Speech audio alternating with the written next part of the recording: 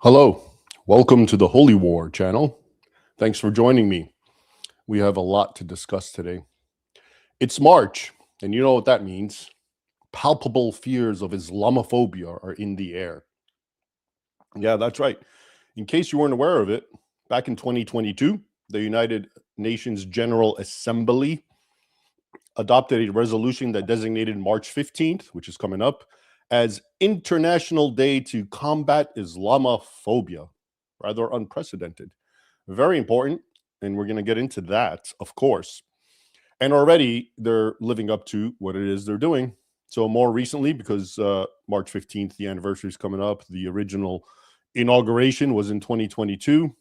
Already in 2026, on March 16th, after they have the big celebration, I guess, or warnings, or however they do this, they have a big conference, which is actually based on a 2024 resolution, again, which actually calls for concrete measures to combat Islamophobia.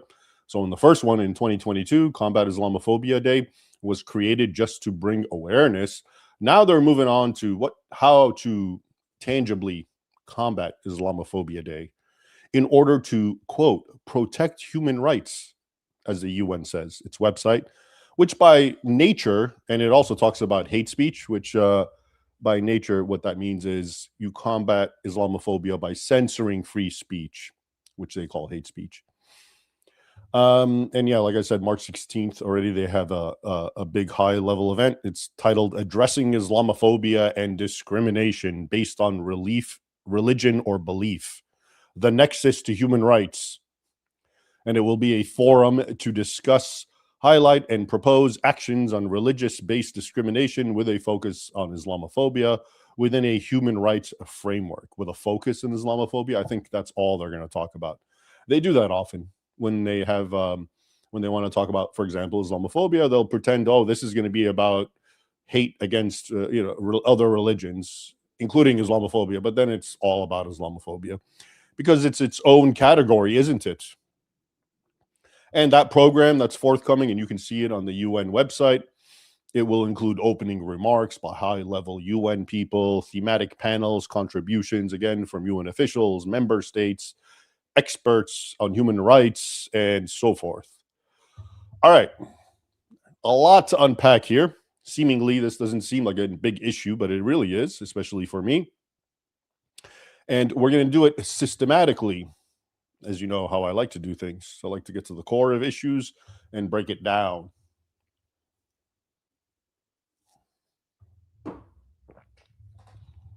All right. The first question, simple, one of definition. What is Islamophobia? Okay. So let's see what the official UN definition is. And what I'm going to read to you is from the UN's official page on their International Day to Combat Islamophobia. So, according to the UN, Islamophobia is, quote, Islamophobia is a fear, prejudice, and hatred of Muslims that leads to provocation, hostility, and intolerance by means of threatening, harassment, abuse, incitement, and intimidation of Muslims and non-Muslims, both in the online and offline world, motivated by institutional, ideological, political, and religious hostility that transcends into structural and cultural racism. It targets the symbols and markers of being a Muslim. Now, that's a lot. But you know what strikes me as I read this to you? The very first sentence, check it out. Islamophobia is a fear, prejudice, and hatred of Muslims. You know what they used to usually define Islamophobia as? They would have said Islamophobia is an unwarranted fear, prejudice, and hatred of Muslims. They've just dropped the unwarranted. Now it's kind of like, yeah, maybe it's well deserved, but deal with it. You have to accept Islam the way it is. Is that what they're saying? Again, it reads Islamophobia is a fear, prejudice, and hatred of Muslims, not Islamophobia is an unwarranted fear. Well, what if the fear is deserved? How come they're not taking that into consideration? So that's an immediate thing that catches my eye. And what else? And then they say Islamophobia is, quote, motivated by institutional, ideological, political, and religious hostility that transcends into structural and cultural racism, huh? What if Islamophobia, which, and we're going to get into it, literally fear of Islam, is motivated by reality? What if it's motivated by Islam's modus operandi vis-a-vis the rest of the world? Hence why the rest of the world has fear towards Islam. Why isn't that taken into consideration, since that is, of course, what it is? And how did we go, and how did all this distill into cultural racism? Here we go again, Islam as race. So, motivated by institutional, ideological, political, and religious hostility that transcends into structural and cultural racism. Structural and cultural racism, whatever that means. But it sounds good, and people are supposed to be like, ooh, this is bad. Okay. So that's the whole point. Now, we will dissect all this. I have notes. And we're going to do it by, first of all, breaking down this word, Islamophobia. All right. This word's all around us. Today I'm doing this live stream because of the forthcoming UN, and it was recently announced. The March 16th event that I mentioned was just recently announced, so that's why it's in the air again, and it's coming up. And so this word Islamophobia is all around us, right? And it exists to stifle debate, right? Because you're an evil, horrible person. You said something, and I can't respond to what you said because what you said is true, so I'm going to call you names. Ad hominem attack in this case, right? And it's meant to stifle debate, free speech, and to demoralize non-Muslims, Western people especially. It was, only recently, do you recall? I think I did a live stream about a Spanish priest who was going to jail, and I think he was arrested and at least detained, and he was on his way to jail. And I think he has some reprieve, or there's some good news. He might not be, but convicted. And what was the charge? Islamophobia. And what did he say or do? Well, he said he quoted history that, Muslims, which I'm going to be doing a lot of in this stream. Okay. So you quote history, you quote truth. That's hate speech now. You see how that works? All right. Now, to get to the whole question of Islamophobia, and I'm going to break that word down actually. Because, okay, let's do it now. What is Islamophobia? Okay, so the word, well, Islam, we know what that is. Phobia is a Greek word, and in its essence and origin, all it means is fear, right? And but now the way it's used by psychiatrists and psychologists and psychoanalysts, it means an irrational fear. So if you have a phobia to anything, it's because you're irrational and crazy. Homophobia, right? You have an irrational fear. It has no grounding in reality of homosexuality. You don't understand that that's perfectly normal, something to be celebrated, and et cetera, et cetera. So you see, you have a crazy irrational fear. There's no background or backdrop or anything to rationalize your fear or concern. In the case of Islam, the idea is that Islamophobia is you have an irrational fear, even though, as I pointed out, in their own definition, they dropped out the unwarranted, as they used to have it, an unwarranted fear, which would imply that's synonymous with irrational fear. It's a fear which shouldn't be there, irrational, unwarranted. And so Islamophobia, the idea is you have this weird fear that does not belong there of Islam. All right, so let's keep that in mind. That's what they mean by it. Kind of like, well, why are you so afraid of Islam? It's no different than Christianity or Buddhism. It's all the same. It's just people trying to practice their faith. Well, we'll see. All right. Now, why should we, or why do people fear Islam? So let's look at Islam. Now, as I've said multiple times, when I look at Islam, for example, I'm really not interested in their intra-civilizational conduct, by which I mean how Muslims deal with fellow Muslims within their own world. Doesn't matter. I get a lot of people, they complain, oh, Sharia is draconian, and I don't care. Muslims, as long as it's confined to themselves and they want to enforce Sharia on each other, amputate hands, whip each other, whatever, that's their, I'm an open-minded person, you see. I'm progressive in that sense. If they are all agreed to it, then who am I to actually tell them, no, you can't do it. So that actually makes my job a lot easier. And my job is, what's wrong with Islam? So my job's not to tell you, well, they're so draconian and bad and violent and whatever. I'm more interested in, well, how does Islam affect me as a non-Muslim? All right. And you, presumably as a non-Muslim. And as I've said before, I've distilled it to really three doctrines, which are completely interconnected. And the first one in Arabic, al-wala wal-bara, which can be translated as loyalty and enmity, love and hate. In short, I've spoken a lot about this, is basically an ironclad doctrine within the Quran. It's not just some radical interpretation, it's in the Quran that obliges and commands believers, Muslims, to always have loyalty, positive feelings, help Muslims. Okay, that's your tribe. And to have the reverse for non-Muslims. Okay, so to have enmity, hatred, that's in the Quran, Quran 64. Hatred for non-Muslims. Never by any means be loyal to them unless it's part of a stratagem or a ruse. And you have to act loyal to them because they're above you in authority and so forth. And this all falls under the rubric of taqiyya, of course. So that's the first problem, that there's always this constant, nonstop hostility from Muslims to non-Muslims. It's tribalistic, but not ethnic. It's religious. Okay, there's the Ummah, Islam, the whole Islamic world that transcends national boundaries, languages, ethnicities. All Muslims are theoretically equal. Arabs, Indonesians, Africans. Supposedly, they're supposed to be equal within Islam. And then everyone outside Islam, the infidel, this is not someone you can befriend, not someone you have anything to do with, unless you have to. Okay? So think about that. Now that, number one, that's the first of the three doctrines I'm talking about, that will naturally manifest itself into what? Jihad, violence. Because if the non-Muslim, is your enemy by default, well, okay. And we're going back now to 7th century Arabian mores, which is we subsist by plundering the other tribe. Okay, so now you understand jihad. This is Muslims collectively trying to empower themselves over the non-Muslims, struggle, jihad over the non-Muslims.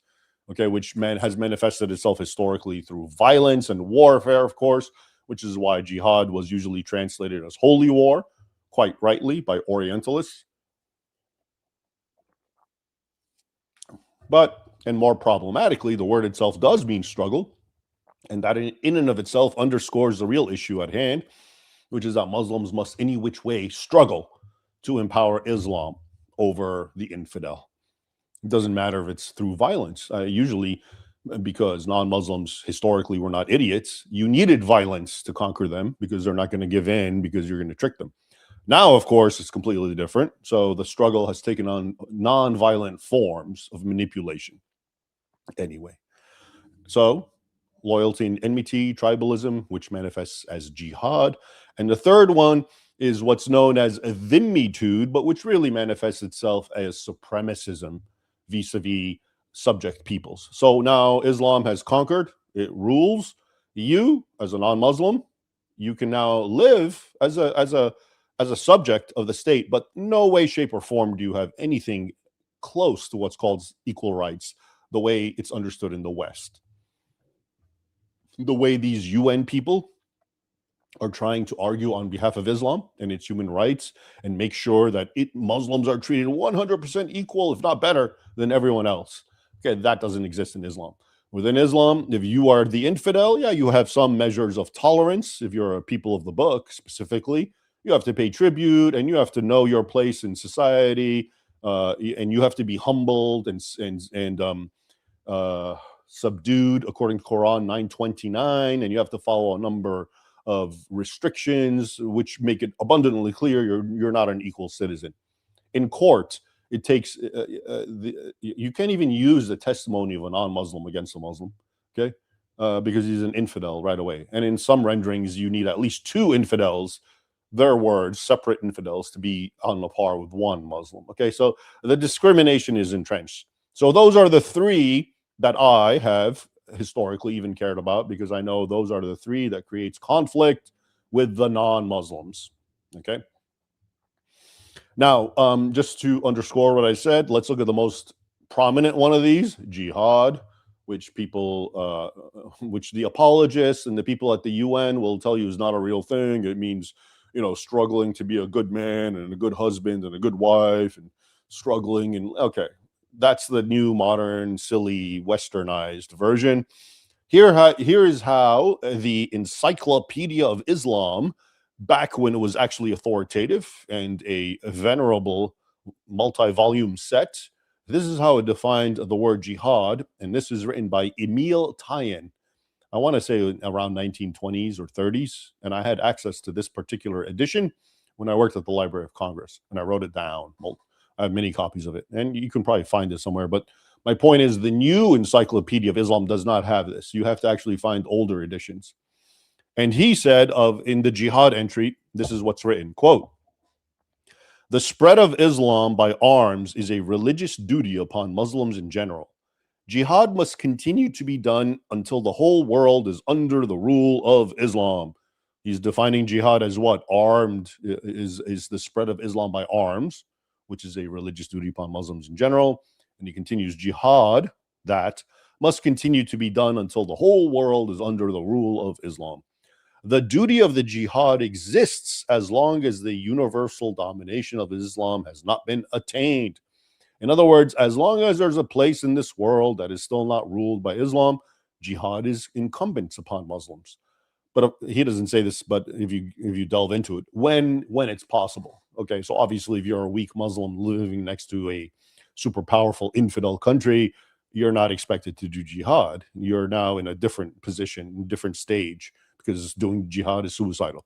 Okay. The entry continues, quote, "Peace with non-Muslim nations is therefore a provisional state of affairs only. The chance of circumstances alone can justify it temporarily. Islam, however, must completely be made over before the doctrine of jihad can be eliminated."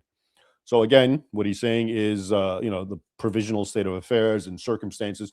He's saying that, yes, Muslim countries can be at peace and even allied with non-Muslim countries, but that's because of circumstances, because they are so weak and they have no choice. And by allying with and siding with and eventually manipulating the non-Muslim countries, that's part of the jihad, right? That's the smart. You're not going to wage. Saudi Arabia is not going to declare holy war on Europe or in America, is it? It's going to do a smarter thing. It's going to work with them. It's going to try to consolidate and influence and manipulate, for example. And then when the time is ripe, if and when that happens, yeah, then you can have holy war. So my point is, these three aspects that I just mentioned, the hatred, which generates the violence, the jihad, which finally generates a supremacism and discrimination against everyone who's not a Muslim, are ironclad in Islam. These are not open to debate. This is Islam. Okay.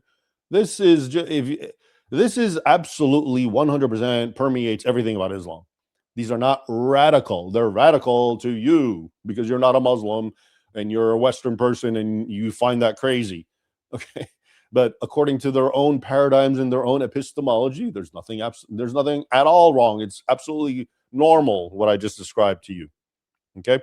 Now, what I've given you is all abstract. And again, let's not lose track of what's going on here. We started off by looking at the UN, and it's trying to institutionalize this day, and it has. March 15th. It began in 2022. Combat Islamophobia Day, and it's a big thing.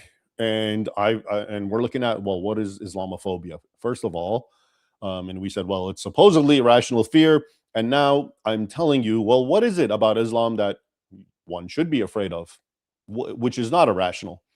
And I've given you three doctrines, okay? And the most famous of which is jihad, which is war, violence, intolerance for the non-Muslim, if and when circumstances are opportune for the Muslim at that point. Now, you may say a lot of what you just said is theoretical. It's abstract. Even if I can find a Quran verse or a hadith, it's still, up in the air. Maybe there's different interpretations.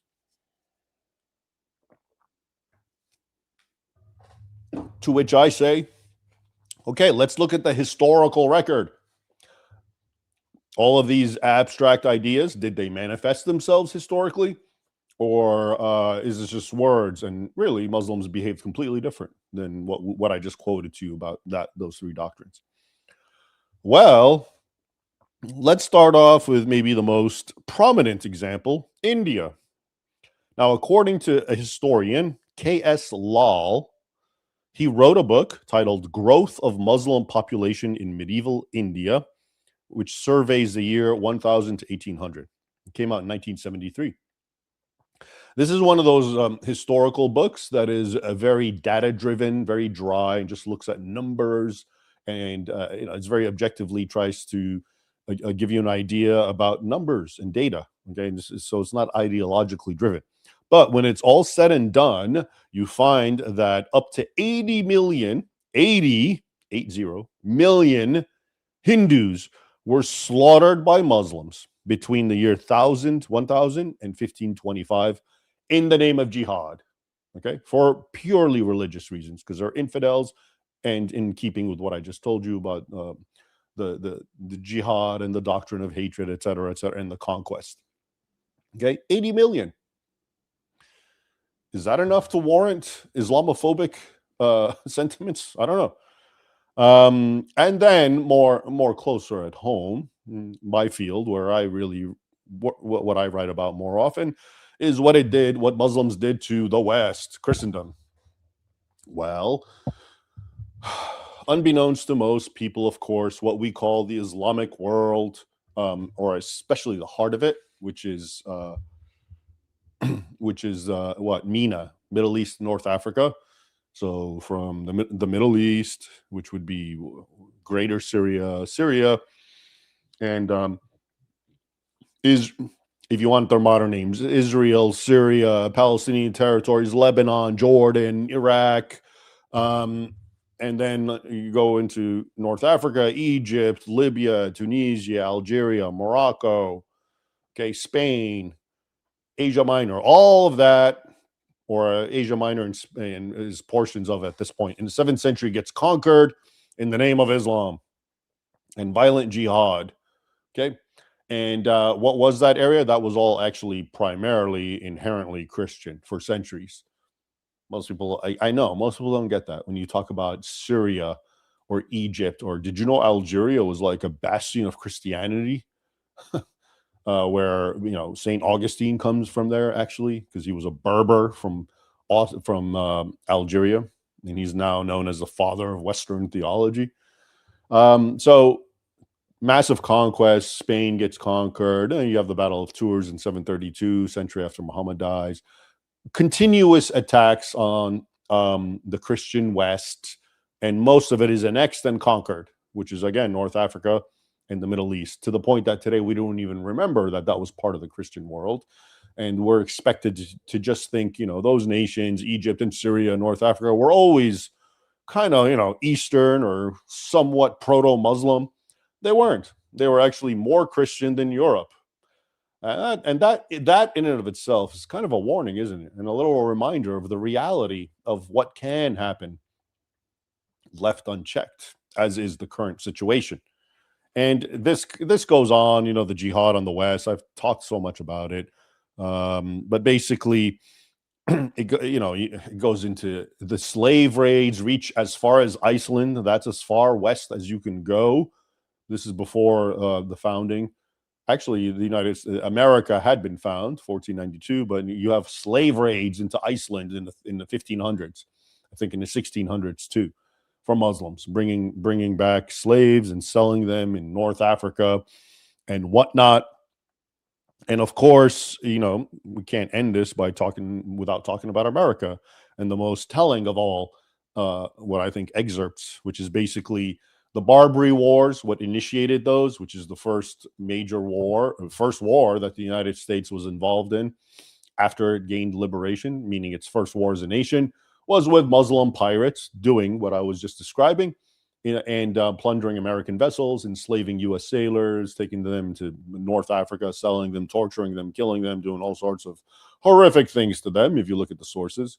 I talk about this a lot in my book, Sword and Scimitar, I think chapter 8 and other chapters. But the period I'm talking about regarding America being attacked is in chapter 8. And so, Thomas Jefferson and John Adams, they met with one of Barbary's ambassadors from Tripoli, a certain Abdullah, I forget his last name, as they call it. And after the meeting, Jefferson sent the following letter to U.S. Congress. Okay, this is like around 1780s or 1790s, I think. He wrote, quote, "We, Jefferson and Adams, took the liberty to make some inquiries concerning their Barbary Muslims, concerning their pretensions to make war upon nations who had done them no injury. And we observed that we thought all mankind were our friends and who had done us no wrong, nor had given us any provocation." So the U.S. ambassadors said to the Muslim ambassador, "Hey, what? Why are you waging war on us? We've done nothing wrong to you. Why can't we actually get along? Maybe we can engage in trade. Maybe we can be friendly. There's no need for this." And then it continues. The Muslim ambassador, answered us that it was founded on the laws of their prophet, that it was written in their Quran, that all nations who should not have acknowledged their authority were sinners, that it was their right and duty, Muslims, to make war upon them, non-Muslims, wherever they could be found, and to make slaves of all they could take as prisoners, and that every Muslim who should be slain in battle was sure to go to paradise. What I've always found interesting about this response, there's a lot to say here, but unbeknownst to Thomas Jefferson, even though he had a Quran, what he just wrote here to me as I read it is it's definitely a paraphrase, it's almost verbatim, of Quran 9:5, Surah 9, Ayah 5, which is known as the sword verse. And that verse, look it up if you have an actual real translation, and it's almost literal to what you just said, which says, "When the forbidden months are past, lay in wait and for ambush for the infidels, kill them wherever you find them, lay in wait for them, keep them hostage and enslave them. Take as many prisoners as you can." So I'm sure that is what the ambassador either verbatim said, because as you can see, Jefferson said that the ambassador mentioned their prophet in the Quran, and then maybe he went on to quote that Quran verse 9:5, or at least it was so etched in his mind that he was paraphrasing it. Okay, now, so we're going back to the question of Islamophobia, if it's unwarranted, and we looked at the doctrines, which we talked about, which they cause concern, right? And we looked at the history, which was one long non-stop jihad on everyone. Persia was conquered. It went further east. I already told you what happened to the Indians, 80 million being slaughtered and so forth. And eventually it also went into sub-Saharan Africa and again, further east. So it's the same. And in all of them, it's the same old story. Now, let's look at the historiography. We've looked at the history. Let's briefly look at the historiography, the actual writing of history concerning Islam. And it all actually is very consistent with the history. In other words, it portrays the founder of Islam, the entire panoply of Islamic thinking and its theology as inherently negative and bad, something that is not something and most of the quotes I'm going to give you are Christians from Europe and Christians still in the Middle East, of how they thought from the beginning. And again, I'm giving you all this because we want to get to the bottom of the question, Islamophobia. Is the fear irrational or not? Is it unwarranted or not? The fear in and of itself is not a bad thing. Fear is a very healthy thing, actually, if it's warranted. And so what we're trying to determine at this point is fear of Islam, literally Islamophobia, actually warranted or not? So far, the answer is in the affirmative, is it not? Now, let's look at how thinkers throughout wrote about Islam, as I mentioned to you, early Christian thinkers. Here's the very, very first and oldest one, the Doctrina Jacobi, or Jacobi, which is it's written literally 2 years after Muhammad's death. So it's written around 634. And it records a dialogue that takes place between two men. And so here's some of the quotes of it. Quote, What can you tell me, Lord and teacher, concerning the prophet who has appeared among the Saracens in Arabia? This is Abraham, a man who's identified in this text. His name is Abraham, and he's asking an elderly man this question. And Abraham continues, he's recounting the story, and then he writes, quote, "And the scribe told me," the elderly man told me, "with much groaning, he is deceiving the prophet among the Saracens. For do prophets come with swords and chariot? Verily, these events of today are works of confusion." So the old, venerable, intelligent man, when asked, "Who's this prophet that we hear about?" And he said, "Oh, he's a deceiver, because prophets, their claim to fame is not war." Okay. And then he continues, Abraham. He writes, quote, "So I, Abraham, inquired and heard from those who had met him, the prophet, that there was no truth to be found in this so-called prophet, only the shedding of men's blood. He says also, Muhammad, says also that he has the keys of paradise, which is incredible." Okay. 2 years after Muhammad's death. Now, what I just read to you, this is going to set the tenor for everyone's views about Muhammad and the subsequent creed and religion that he founded. John of Damascus, very early writer, born around 675. This is probably the earliest systematic discussion on the person of Muhammad. So born in 675, Muhammad dies around 632. And John of Damascus, if you read his writings, or his overall portrait of Muhammad and Islam, is, of course, very highly negative. He refers to Muhammad and portrays him as a false prophet, as a forerunner of Antichrist. Okay, he's a man of lust, deceit, warfare, who justifies all his immoralities through so-called divine revelations, the Quran, and a leader of an idolatrous cult that masquerades as monotheism. Okay, this is from a man who was born just a few decades after Muhammad's time, and of course was alive during the earliest caliphs. He probably was born sometime around, I think the Umayyad Caliphate had taken over by now. This is the wars between Ali and Muawiyah, perhaps. But anyway, now here's another one, Theophanes.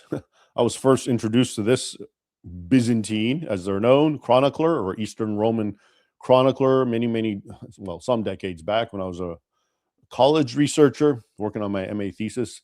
He was born in 758, again, remarkably earlier. This is how he described the rise of Muhammad. Quote, "He, Muhammad, taught those who gave ear to him that the one who slays the enemy or is slain by the enemy enters into paradise." Yeah, that's Quran 9111, Surah 9, Ayah 111. Says verbatim, he who kills and is killed goes to paradise.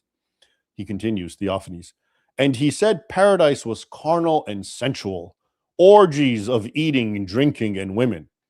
Also there was a river of wine, and the women were of another sort, and the duration of sex greatly prolonged, and its pleasure long enduring, and all sorts of other nonsense."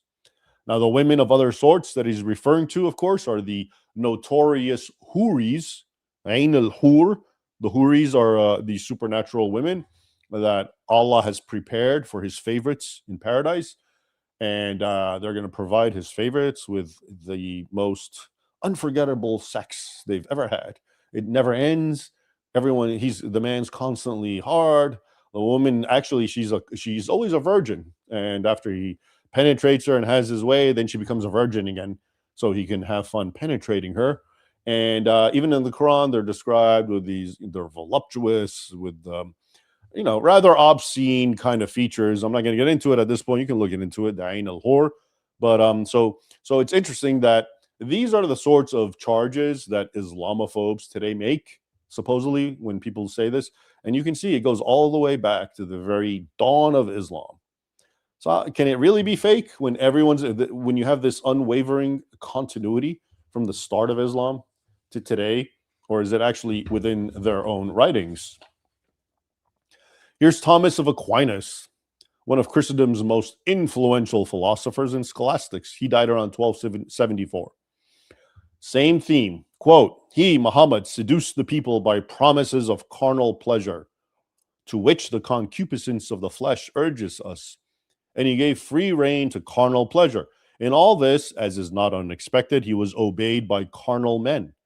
As for proofs of the truth of his doctrine, Muhammad said that he was sent in the power of his arms, which are signs not lacking even to robbers and tyrants. In other words, his proof that God had sent him is that he was able to conquer and plunder others. And Aquinas is saying that's not, well, thieves can make the same boast and say God sent them. He continues, Muhammad forced others to become his followers by the violence of his arms.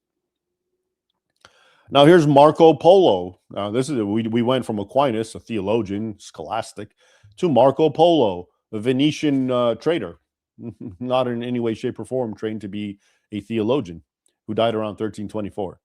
Now, in his travels, especially in the Mongol era, where the Mongols were ruling large swathes of land throughout Asia, and of course, Muslims were under their authority and working with them in certain capacities, and he experienced them.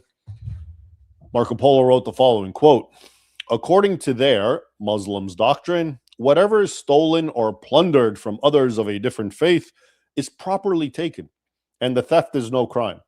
While those who suffer death or injury by the hands of Christians, Muslims who are killed by Christians, are considered immediately as martyrs. If therefore they were not prohibited and restrained by the Mongols who now govern them, they would commit many outrages. These principles are common to all Saracens. Saracens, of course, in this parlance means Muslims. Polo tells of an interesting anecdote when the Mongol Khan that he was with later discovered the depraved criminality of one Akhmath, I assume Ahmed, one of the Khan's Muslim governors. After he found out, Polo writes that the Khan's, quote, attention went to the doctrines of the sect of the Saracens, meaning Islam, which excuse every crime, yea, even murder itself, when committed on such as are not of their religion. In other words, the Khan learned after examining Islam that it excuses every single crime you can imagine as long as it's done to someone who's not a Muslim, an infidel. Okay? It continues, quote, and seeing that this doctrine had led the accursed Akhmath or Ahmed and his sons to act as they did without any sense of guilt, the Khan was led to entertain the greatest disgust and abomination for it. So he summoned the Saracens and prohibited their doing many things which their religion enjoined. Okay. Now, what I've always found interesting about Marco Polo, I've written an article about him, I think 15, 20 years ago. After I read his memoirs and travels throughout the East.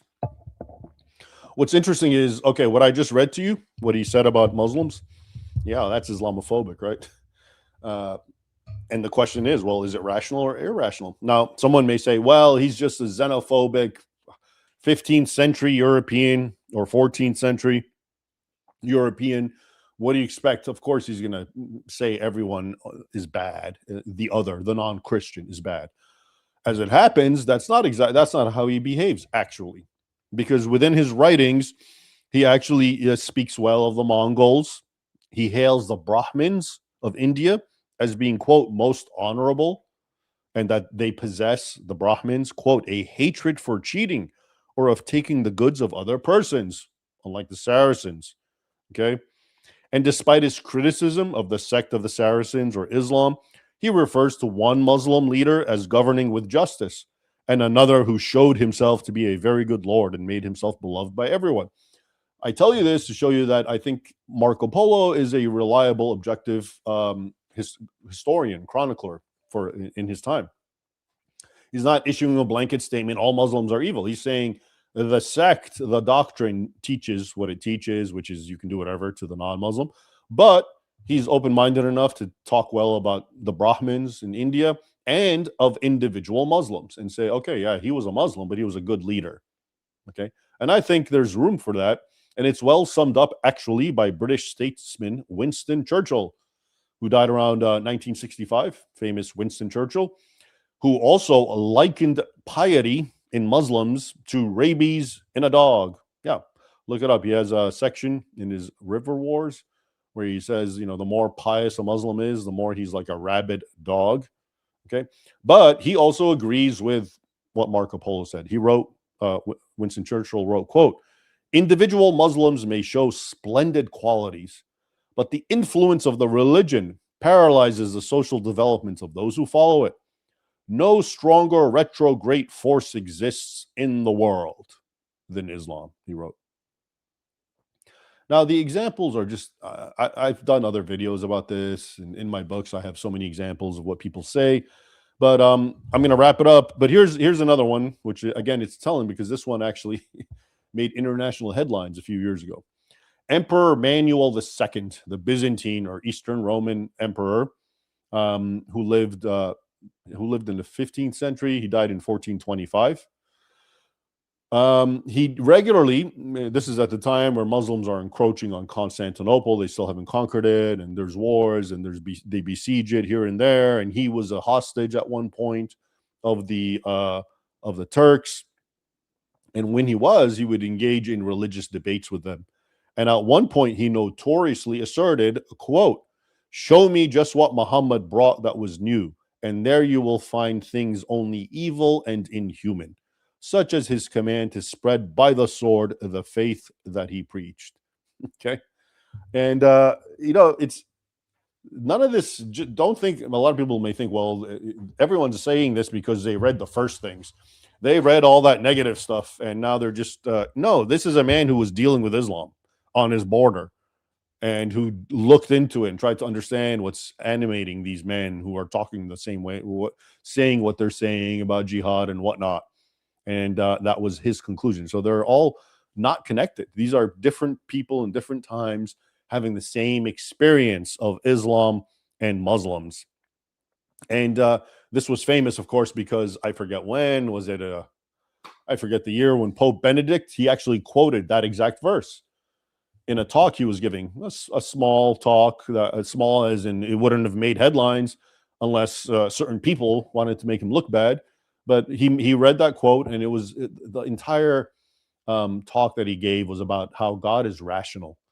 And he used that quote to show you that, even historically, people like Manuel, when they're talking about theology, they were focused on the idea that God is logos. He works within what's rational. And that attack on Muhammad wasn't just an egregious attack. It was to show that the faith of Islam was not a rational, logos-based theology, okay? And that was actually his motive.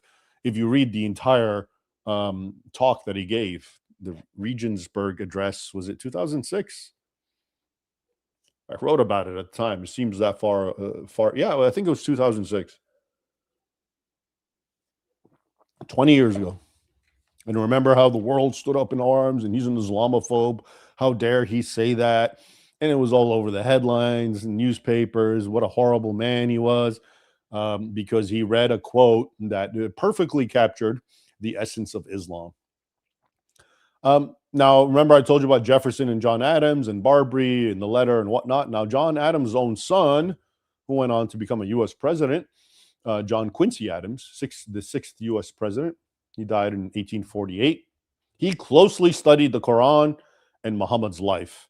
And then he concluded the following, quote, adopting from the new revelation of Jesus, the faith and hope of immortal life and of future retribution, Muhammad humbled it to the dust by adapting all the rewards and sanctions of his religion to the gratification of the sexual passion. He poisoned the sources of human felicity at the fountain by degrading the condition of the female sex and the allowance of polygamy. And he declared undistinguishing and exterminating warfare as a part of his religion against all the rest of mankind. The essence of his doctrine was violence and lust, to exalt the brutal over the spiritual part of human nature. Between these two religions, thus contrasted in their characters, the two religions being Islam and Christianity, a war of 1,200 years has already raged. The war is yet flagrant, he concluded. And now we're 14 centuries later, and yeah, the war is still raging, isn't it? Isn't that refreshing, though? This was an American president. Can you imagine an American president being dishonest? and saying what I just read to you, John Quincy Adams said about Islam, which is absolutely true. Okay, there's no controversy here. I've just shown you. I'm just giving you, by the way, just little samplings. There's entire books and volumes of what non-Muslims said about Muslims, and it's all like this. Okay, because that is what the religion is like. But to look, more in case you didn't catch what he's saying. So he humbled it to. So Muhammad took the teachings of Christ about the afterlife and hope in an immortal life, and he degraded it by turning all of its rewards and sanctions to the gratification of the sexual passion, which of course is true. I read to you Theophanes, who was about 1,000 years before John Quincy Adams, and he said the same thing. Why? Because it's in the Quran.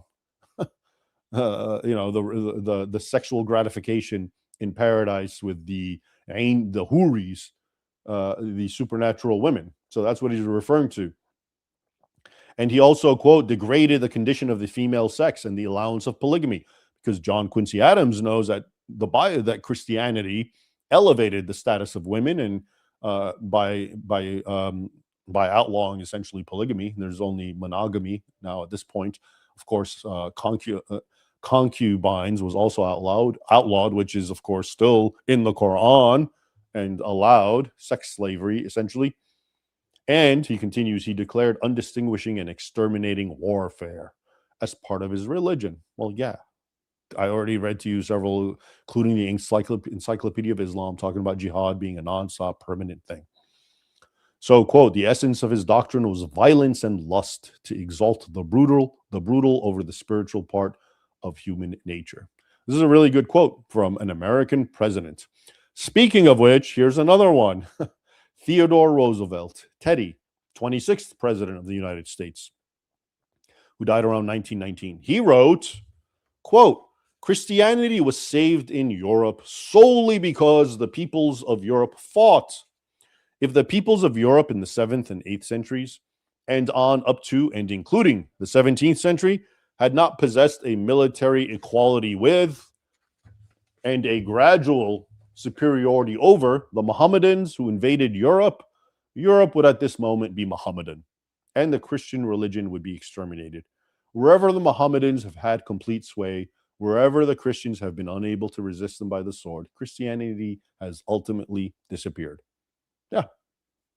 Again, very refreshing. American president in the 20th century even talking like this, still being honest, unlike presidents today who are all, of course, liars and have to stick to certain paradigms and not go off the script too much. I mean, some are able to wander a little more than others, and they're seen as so revolutionary and great.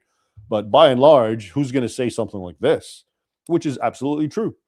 Well, that was actually common back then. American presidents, when they actually cared about their countries and being honest, they spoke the truth. And it's pretty refreshing, isn't it? Now, so that right now, this is essentially the end to the question. What is Islamophobia? And so now let's conclude. So is Islamophobia an unwarranted fear, the way the UN is talking, something that we need to confront and censor and shut down? Or is there ample reason for this fear, both doctrinally, historically, and in the now? I've only talked about doctrine and history. Well, look at the world today. Look what Muslim migrants are doing all throughout Europe. Are they assimilating, being nice, and appreciating the host country that took them in and trying to acquiesce to their sensibilities, the host people? Or are they being typical supremacist, angry, violent, taking advantage of, raping, destroying, robbing, etc.? And are you surprised to find that it's primarily the latter in the context of what we just discussed? Shouldn't be. So Islamophobia, historically, the fear of Islam was a very, very real thing. Real as in, yeah, people feared Islam for good reason. Okay, because the religion is scary if you're a non-Muslim, because it means to subjugate, kill you, enslave you unless you convert. All right.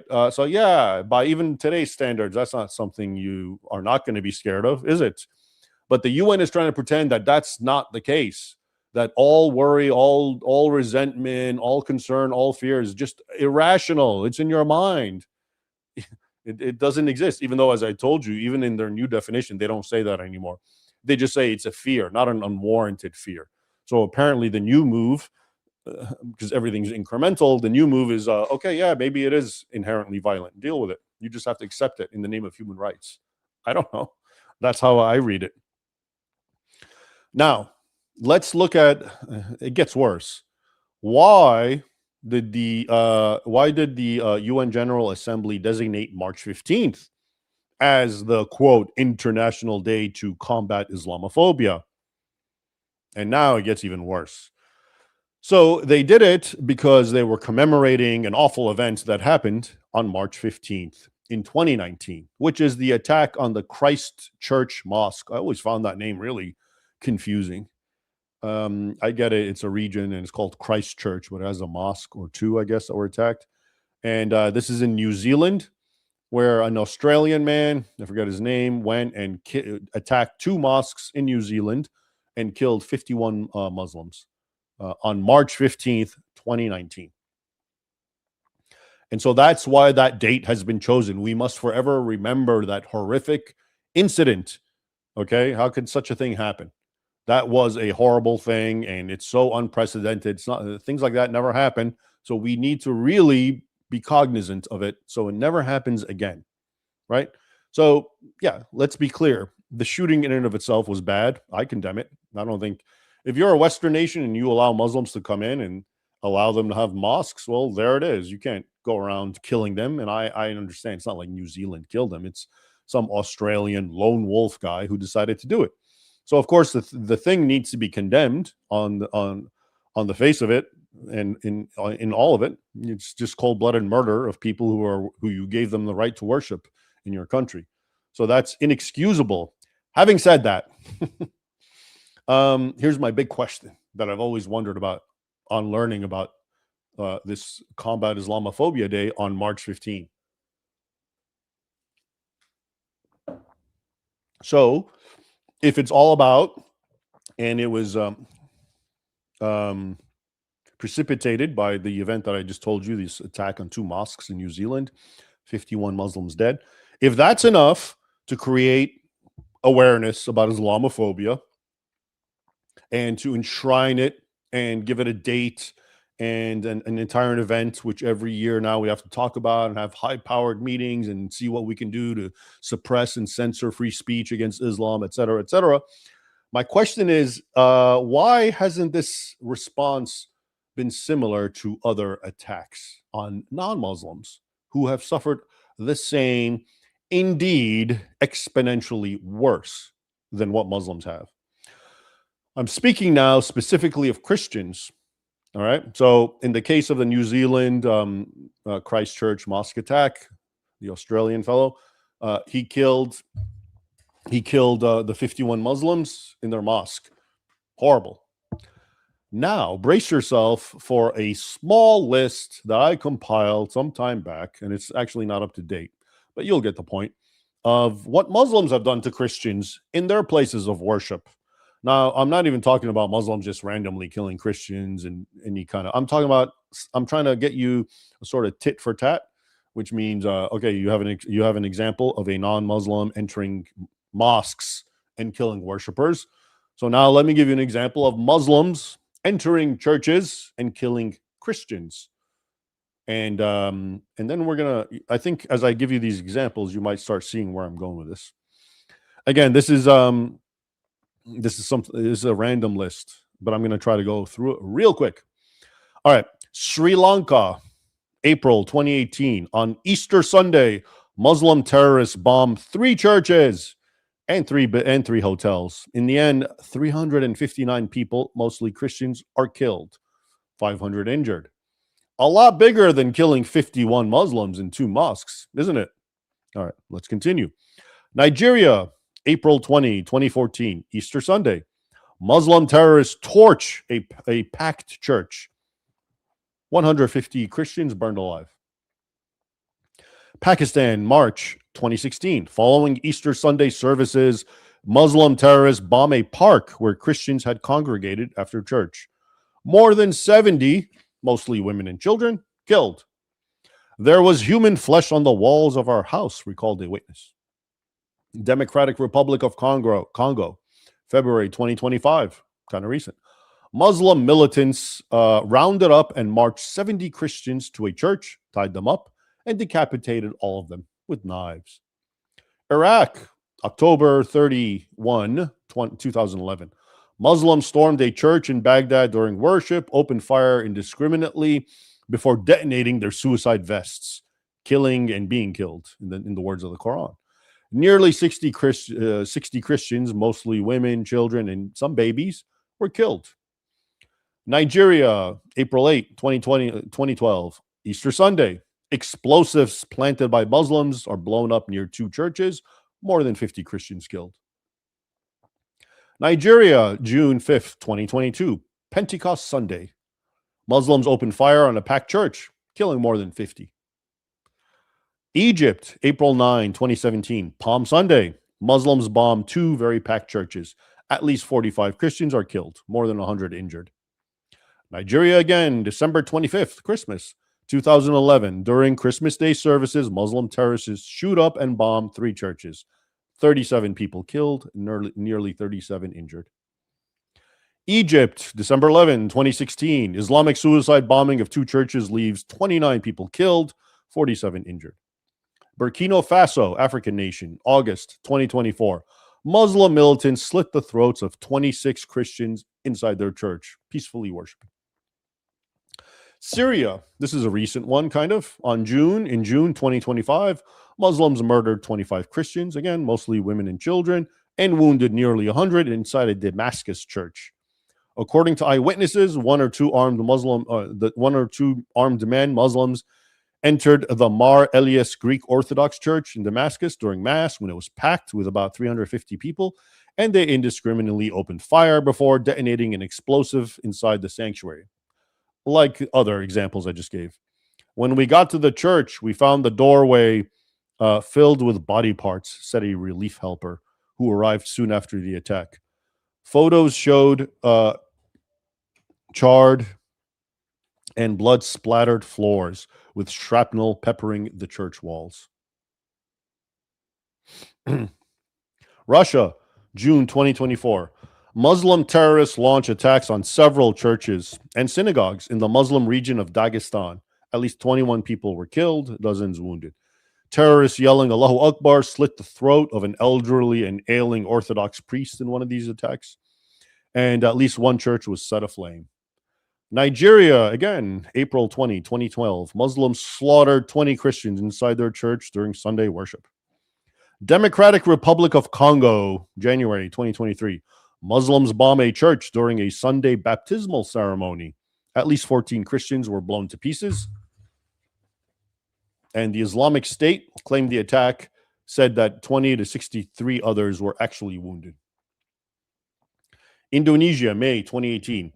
Muslims bombed three churches. 13 Christians were killed and dozens injured. Egypt, January 1st, 2011. Muslim terrorists bomb an Alexandrian church during New Year's Eve Mass. 21 Christians killed. In the words of one eyewitness, body parts were strewn all over the street outside and were brought inside the church after some Muslims started stepping on them and chanting chants like Allahu Akbar. So after the Christians were blown up out of their church, random Muslim passersby stomped on the dead parts, screaming Allahu Akbar. Philippines, January 2019. Muslim terrorists bomb a cathedral. At least 20 Christians were killed, more than 100 injured. Indonesia, December 24, 2000. During Christmas Eve services, Muslim terrorists bombed several churches. 18 killed, over 100 injured. Burkina Faso, again, February 2024. Muslim gunmen storm a Catholic church during service, open fire, murder 15 Christians. Pakistan, March 15, 2015. Muslim suicide bombers kill at least 14 Christians in attacks on two churches. Germany, December 19th, 2016. Near the Kaiser Wilhelm Memorial Church in Berlin, a Muslim man drove a truck into a Christmas market. 13 are killed, 53 injured. Egypt again, December 29, 2017. Muslim gunmen shot up a church in Cairo. 9 Christians were killed. Egypt, January 6, 2010. Following Christmas Eve Mass, according to the Orthodox calendar, Muslims shot 6 Christians dead as they were leaving their church after celebrating Christmas. Russia, again, February 18, 2018, a Muslim man carrying a knife and a double-barreled shotgun enters a church, opens fire. 5 people, all women, are killed. At least 5 more are injured. France, July 2016, Muslims entered a church and slit the throat of the officiating priest, 84-year-old Father Jacques Hamel, and took 4 nuns hostage until French authorities managed to kill the terrorists. Turkey, January 2024, 2 masked gunmen entered a Catholic church and opened fire. 1 man was killed and another injured. Surveillance footage showed the rest of the 40 or so congregants running away in panic. Okay. Now, we have all this compared to what happened in New Zealand, which got its own day and which we're all talking about right now. Now, this list that I just gave you is hardly comprehensive. In Nigeria alone, where 1 Christian is slaughtered every 2 hours, look it up, by Muslims. Muslims have destroyed or torched some 20,000 churches in Christian schools. And I don't know how many undocumented souls were died and perished in those torchings. But because Nigeria doesn't matter, those black lives don't matter because they're Christian, you won't hear about what's happening in Nigeria, which I'm going to talk about a little bit some more. Nor does the list that I just gave you include all the botched terrorist attempts on churches. There are so many all the time where actually the terrorists don't get it right, the bomb doesn't work, they get arrested beforehand. For example, there was an attack on another Indonesian church during Palm Sunday in 2021, and the only people that died were the suicide bombers. A Muslim man and his pregnant wife. Closer to home, and more recent still, according to an October 2025 report, Alexander Scott Mercurio, an 18-year-old convert to Islam, was arrested in Coeur d'Alene, Idaho for, quote, planning a suicide attack on multiple churches. According to the report, quote, law enforcement claims that he was going to attack local places of worship with knives, guns, and flame. Nor, again, does the list that I just rattled off here include all the daily non-fatal attacks on European churches. Okay, the desecration, constant, nonstop, daily.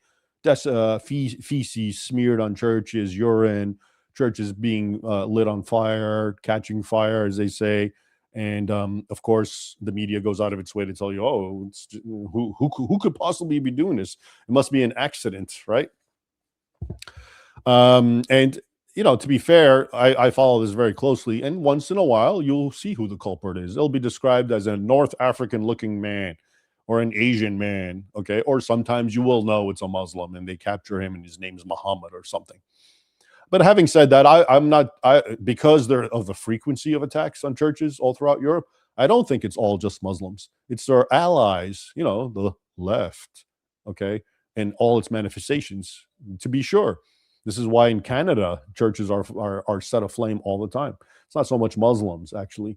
It's lunatic lefties, the woke crowd. But having said that, I know for a fact Muslims are also involved and probably have the lion's share, I would think, of all the attacks. In France alone, I think you can look it up, 2 churches are attacked every single day, desecrated. It's so common and people are so desensitized, it doesn't make the news. That's my point. If this were to happen to a mosque, it'd be all over the news and it would be called Islamophobia. But because it's happening to churches, well, it doesn't really matter, does it? And nobody cares, and we're all desensitized by now. Now, based on that list that I just gave you of all those bombings in churches and how many Christians died, if you add it up, it's something like at least 1,000 Christians, at least, okay, who were peacefully worshiping in their churches until Muslims walked in and killed them and bombed themselves and whatnot. Just like what happened in the 2 mosques in New Zealand, right? Same exact scenario. Now, here's the pressing question for everyone at the UN. If one non-Muslim attack, which claimed 51 Muslim lives, was enough for the UN to establish an international day to combat Islamophobia, why have countless Muslim attacks on churches not been enough for the UN to establish, say, an international day to to combat Christianophobia. This hasn't even been mentioned. Every single one of these attacks that I told you, if any official from the UN or related bodies were to even acknowledge them, he would go out of his way to tell you this has nothing to do with the religion. This isn't Islam. This is just criminals, random criminals. They may be screaming Allahu Akbar and reading the Quran and quoting it and saying, let's kill infidels. That has nothing to do with religion whatsoever. Okay? There's nothing to see here. Move on. It's all about what happened in New Zealand. Okay? New Zealand, what would you say? 51 Muslims were killed? The examples that I gave you, which are just, again, this is a sampling. This is not in any way, shape, or form reflective of how many Christians have been killed at the hands of Muslims in recent years. But I gave you 1,000 Christians peacefully worshiping in their churches, butchered and massacred and blown away by Muslims. No word, no Christianophobia, no day to combat it, no nothing like that. Instead, we have a day to shut you up from talking about this. And we call it Islamophobia, okay? Which means you better shut up and not mention any of this because we don't want this around ruining our agenda, okay? Which includes, of course, sending Muslims into your country to take over and kill you and get you evicted and basically demographically take over, as they are and already have in a lot of Western European countries, the UK foremost among them. So, and really, this question becomes even more pressing when one realizes that whereas the New Zealand mosque attack was indeed an aberration. How often do you hear about that? Some non-Muslim enters a mosque and kills all the Muslims. It's not a very common thing, okay? Not at all. But what I just told you, Muslims attacking Christian churches, that's a common thing. It's almost like, and we're going to get into it, but it's a very, very common thing. It happens every month. I come across several examples of serious attacks, and it could be from the government authorities just randomly shutting it down. It could be terrorists bombing it. It could be a mob angry about this, that, or the other thing, burning it down. It could be any number of things, but there's so many examples of that. So isn't it interesting that the UN takes the aberration, which is non-Muslims attacking Muslims in their mosque and killing them, and they turn that into the rule, which we all now have to stand in awe of and commemorate Islamophobia Day. But then the common thing that's happening constantly, which is Muslims attacking churches and killing them, it's not a real thing. It's not even happening. And it's even more telling when you realize that all of the examples that I gave you of Muslims attacking churches, Christian churches, where do they come from? Is it localized to one country or one region? No. As you saw, they came from Nigeria and Iraq and the Philippines and Egypt and Syria and Turkey. They come from all over. And the people who commit them, they're of different races. They're Asian, Middle Eastern, Arab, Turkish, Iranian, African. And they speak different languages and they live under different governments and socioeconomic conditions. So what's the only thing that binds them together? Well, it's that thing called Islam, which unshockingly teaches hostility for churches, actually, and infidels. All right. So it all makes perfect sense, except the machinery all around you doesn't want you to know it. All right. So on the one hand, we have an aberration. A non-Muslim does what he did. And that is the story. And we have to establish dates and we have to talk about this. But when Muslims of all nations, ethnicities, and races, and languages, and backgrounds do the same thing and posit it as a religious thing by talking about Islam and jihad and infidels, there's nothing to see here. There's no combat Christianophobia Day. There's no anything really, because it's just criminality. We're not worried about it, right? You see how that works? All right. So to underscore what I just said, Muslim attacks on churches are ideologically driven. This is a fact. They have long been and continue to be systematic and systemic, and are therefore an actual ongoing problem that the so-called international community should acknowledge and try to highlight and ameliorate. But they're not. The UN would rather ignore and not look at any of that I just mentioned, all those attacks on Christians, which just are, if they get any mention in the media, the Muslim identity of the killers is completely expunged. They're just terrorists and evildoers. Sometimes even the Christian identity of those killed, you won't even know what happened. It'll be an attack on some people who were killed, and you scroll all the way down to the end of the report, you realize, oh, it was in a church and the people killed were Christians. And then you scroll some more and, oh, the attackers were Muslims. Okay. And then they tell you it was because of, climate change pushed one group to attack the other. But it has nothing to do with Islam, just to be clear. All right. That's what they'll tell you. So we're supposed to ignore all that. That's not real. And let's focus on what's happening with what happened in New Zealand, that one aberration. Okay. Why? Because that one aberration gave them what they want, the excuse to shut down free speech on Islam in this case. And that's exactly what Islamophobia is. What's that word mean? I told you it's fear of Islam, but they want you to treat it. It's a sickness. You have an irrational fear that doesn't make sense, and we gotta fix you. But all that stuff that Muslims do, their doctrine, their books, their history, current events, yeah, that's just, you're crazy. It's not really happening. It has nothing to do with religion. So what if they stand and quote the Quran and say Allah Akbar and Muhammad commands us to do this, like the ambassador told Thomas Jefferson? So what? You're misunderstanding. You're an Islamophobe.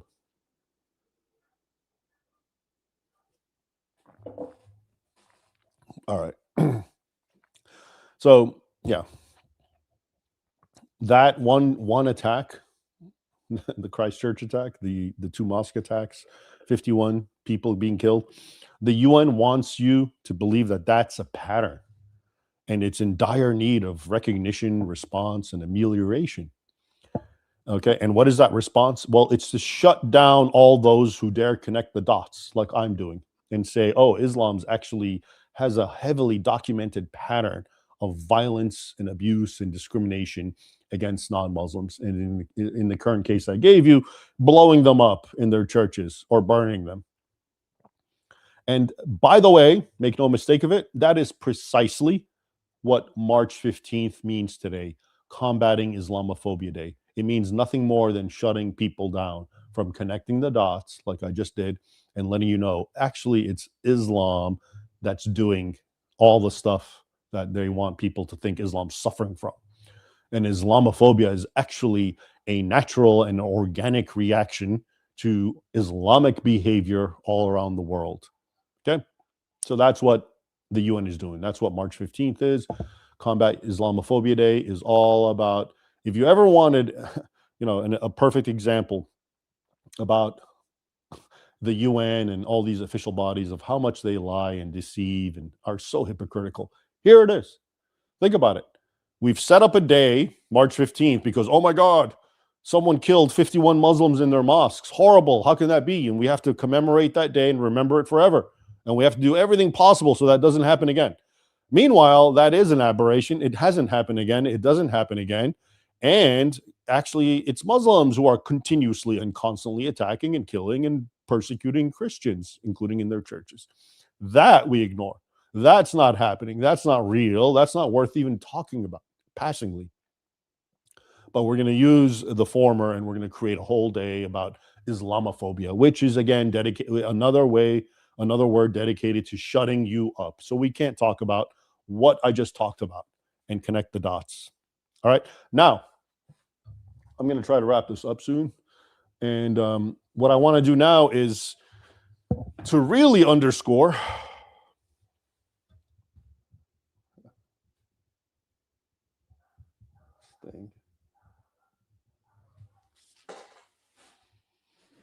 all right. To really underscore what I'm talking about, I'm going to share with you my latest findings about Muslim persecution of Christians.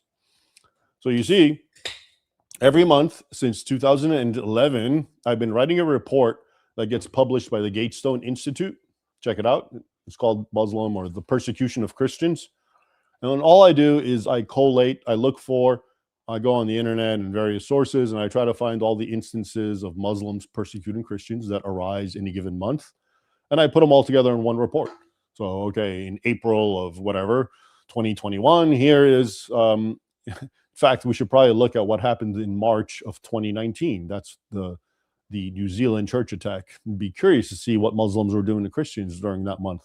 But so I write these reports every year since 2011. So we're talking about what, 15 years now?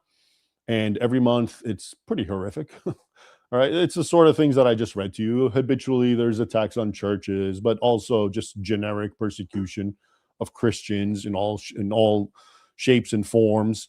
And I'm going to the latest one. I'm a little tardy. I've been a little busy, but the latest report I put together, which should be coming out very soon, is the December report.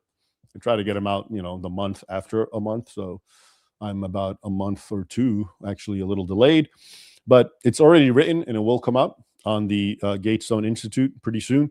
But I'm just going to summarize to you. So the sorts of things that Muslims did in the most recent report that I have compiled, okay, which is December of 2025.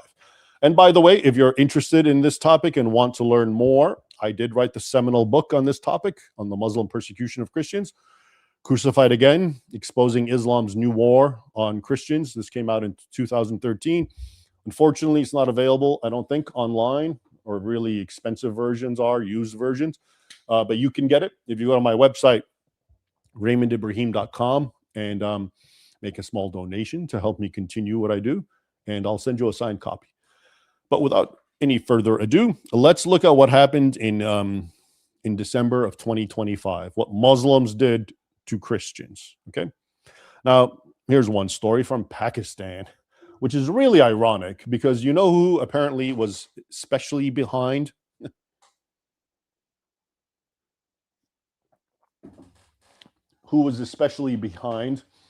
getting this March 15th International Combat Islamophobia Day put together? Well, it was the OIC, the massive Islamic organization, and the main country was Pakistan. And its argument was that, human rights, and we have to protect the human rights of Muslims, and people are accusing them, et cetera, et cetera. Well, let's see what happens to Christians in Pakistan. So on December 10th, a Muslim man in his 20s sodomized a 6-year-old Christian girl. That's the word in the report. You can check it out. I think it's Morning Star News. And so what was the story? Well, this poor Christian girl, her parents had finally scrounged enough money to send her to a tutor, which was a Muslim girl. And that Muslim girl, her brother, was in the same house, and she left all the students. Most of them are Muslims. She left all the students, and her brother, she trusted him, let all the students leave, all the Muslim ones, but he kept a little Christian girl and sodomized her. Need I define sodomy here? But you can look it up. And then the parents found the girl bloody and crying later on, and they took her to a hospital, and forensics confirmed sodomy. And the perpetrator was eventually arrested, which is pretty rare because it's hard to get Muslims to arrest fellow Muslims in Pakistan when they abuse Christians. But I guess this is an especially egregious case. And but the Muslim man's family tried to pressure, and this is very often, the Christian family to withdraw all charges. Okay, and they made derogatory remarks. So according to the father, he said, quote, "They, the Muslim family, had the audacity to tell us that we are poor, pathetic Christians, and we should be thankful that their son had only sodomized the child, their daughter, not raped her, which would have brought dishonor and shame to us if they had raped her." That's what the family said, the Muslim family. Basically, he only sodomized her. It's no big deal. He could have taken her virginity away and shamed and dishonored you. And then the father continues, "Muslims think that they can commit any crime against us and no one would dare oppose them." Yeah, that's pretty accurate. And then he also added that the suspect had previously assaulted another Christian girl whose family did stay silent because of the threats from his family. Okay. And the threats included making their lives miserable. Okay. So, yeah. And then there's a quote in that article from a human rights activist who says, quote, "Yes, many poor Christian families tend to shy away from taking legal action against their Muslim oppressors for fear of for fear of threats to their lives. Okay, so there's your justice under Islam. Okay, a little girl gets sodomized, and then you're pressured to drop it because, hey, it was only sodomy, filthy infidel. Could have been worse.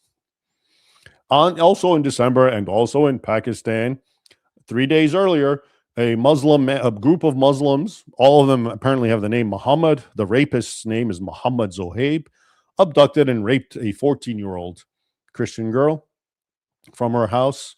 And she had left to buy bread when the men forced her at gunpoint to go with them. They took her to the house, locked her in a room, and repeatedly raped her. Then they dumped her semi-unconscious until her family, who were looking for her, found her. They took her to the hospital, and once again, forensics confirmed rape. And now her brother talks about what happened, and he says all this was done as a matter of revenge. Okay, he writes, he says, quote, "My friends and I had a fight with Muhammad Bilal, the main rapist, and his group after they refused to give us a cash prize and trophy that we had won. We eventually took the money and the trophy, and because of that, they held a grudge against me. Muhammad and Bilal Arshad had confronted my sister on the streets days before the incident and warned her that they would take revenge for what they considered their humiliation. Some people are trying to pressure me to reach a settlement with the accused. That again. But how can I compromise on my sister's honor and her life?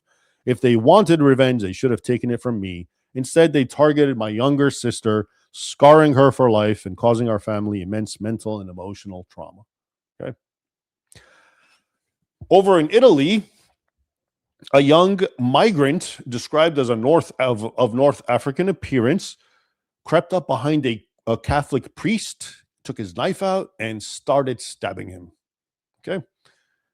He stabbed him from behind. The Catholic priest's name is Don Rodrigo Grayajas Gaviria. I don't know. Sorry. 45. I think he was Colombian, but he was in Italy. And he was stabbed from behind while walking. And according to witnesses, the young Muslim assailant approached silently, struck multiple times with his knife, including a severe wound to the neck, throat, one to the back, caused heavy bleeding, and then he ran away. No words were exchanged, no robbery attempted. It was essentially a hate crime. Witnesses rushed to the aid of the man, and he was taken to a hospital where he almost died. But apparently, miraculously, he was last reported as being in stable condition. Right? And this, of course, was reminiscent, not just Spain, but all over, but it was reminiscent to a 2023 attack when a Muslim man from Morocco, North Africa again, carried out a machete attack on 2 churches. And he killed a sacristan and seriously wounded a priest. Okay. At that time, Spanish authorities treated that as a jihadist motivated terror attack. Increasingly, though, they're saying these attacks, like probably the one that I just mentioned in December, is by a mentally disabled person.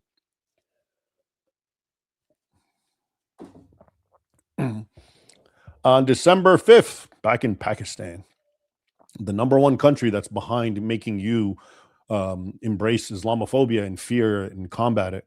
Okay. On December 5th, a pastor, the Reverend Kamran Salawat, was riddled with bullets in front of his house. He walked out. He was trying to escort his younger daughter somewhere, and Muslims drove up, opened fire on him, and they killed him. And according to a church leader, the Reverend Kamran was, quote, martyred due to his missionary work among Muslim tribesmen. Muslim extremists had been pursuing him and threatening him everywhere he went to stop his gospel proclamation, adding they wanted to stop his passion for preaching the gospel even after he relocated. Uganda, December 12th, Muslims slaughter an evangelist. Konkona Kasimu, 42-year-old convert from Islam, shortly after a public Christian-Muslim dialogue event, which happens all the time, especially in Uganda. They have a public event where Christians and Muslims dialogue. All of a sudden, a lot of Muslims convert, and then angry Muslims go kill the main speakers, the Christian speakers. Happens all the time. So apparently, after the event, this evangelist was on his way home, and he was jumped by several Muslims, and they killed him. Very, very unremarkable in that this is something that happens all the time. All right. Nigeria, December 15th, Muslim Fulani tribesmen, who the media wants you to know have nothing to do with Islam. They're just being pushed because of climate change. They're not attacking Christians per se. It's just a climate issue. They attacked an internally displaced camp in Benue State, and they killed 4 Christians. And they just so happened to be chanting Allahu Akbar, right? So it's not, again, this isn't an Islam thing. It's just, that's just so happens to be what they were saying at the time. And again, in Nigeria on December 3, Nigerians were mourning the murder of the Venerable Edwin Aki, an Anglican priest. He was kidnapped from his house with his wife and daughter. The Muslim kidnappers made an outrageous ransom demand, which the family tried to raise money, but they couldn't, so they killed him. And last reported, his wife, poor wife, and child are still in captivity. Okay. Now, here's attacks where Christians were killed. Again, remember what was the topic of this? I gave you examples of Christians being killed in churches. I just gave you examples of Muslims killing Christians, but if you want to keep it on Christians actually being killed in churches to make it analogous with the attack on the mosque. So here's what happened in December, just December, in Sudan. On Christmas Day, a Sudanese armed forces drone strike targeted Christians in the Julad area in South Kordofan state as they were marching in procession to the Episcopal Church of Sudan for Christmas Day celebrations. At least 11, maybe 12, some say up to 18 were killed. And the Sudan People's Liberation Movement reported that, quote, the drone targeted civilians who were celebrating Christmas. Nigeria, Sunday, December 7th, Muslim gunmen attacked St. Andrew's Anglican Church in Anambra State as the Christians were gathered for early morning worship. They shot indiscriminately, sounds familiar, killing 2 Christians, the wife of the priest and another church member, wounding several congregants. They abducted the priest and they set the church aflame before running off. Niger, December 24th, Christmas Eve, armed Muslims described by the report as suspected jihadists stormed a church during Christmas Eve Mass. They fired into the air, causing panic among worshipers, and a Christian couple fled and hid in their nearby house, but the assailants followed them and slaughtered them. Then there was the jihad on Christmas in general, mostly in Europe. All right, remember the atmosphere? All of those Western European nations, how terrified they were of more repeat attacks as usually happen during Christmas. So, for example, in Germany on December 12th, authorities arrested 5 Muslim men, 3 Moroccans and an Egyptian and a Syrian at a border crossing in Bavaria. They were suspected of plotting a vehicle ramming attack on a Christmas market, aiming to, quote, according to the report, kill or injure as many people as possible during the festive season. And why would they do that? Well, that's the modus operandi. We've learned a long time ago that Muslim terrorists do this when they're in European nations. They wait until Christmas and they take trucks and they just mow people down. It's happened often, many times. And in fact, the Islamic State recommends it as a modus operandi.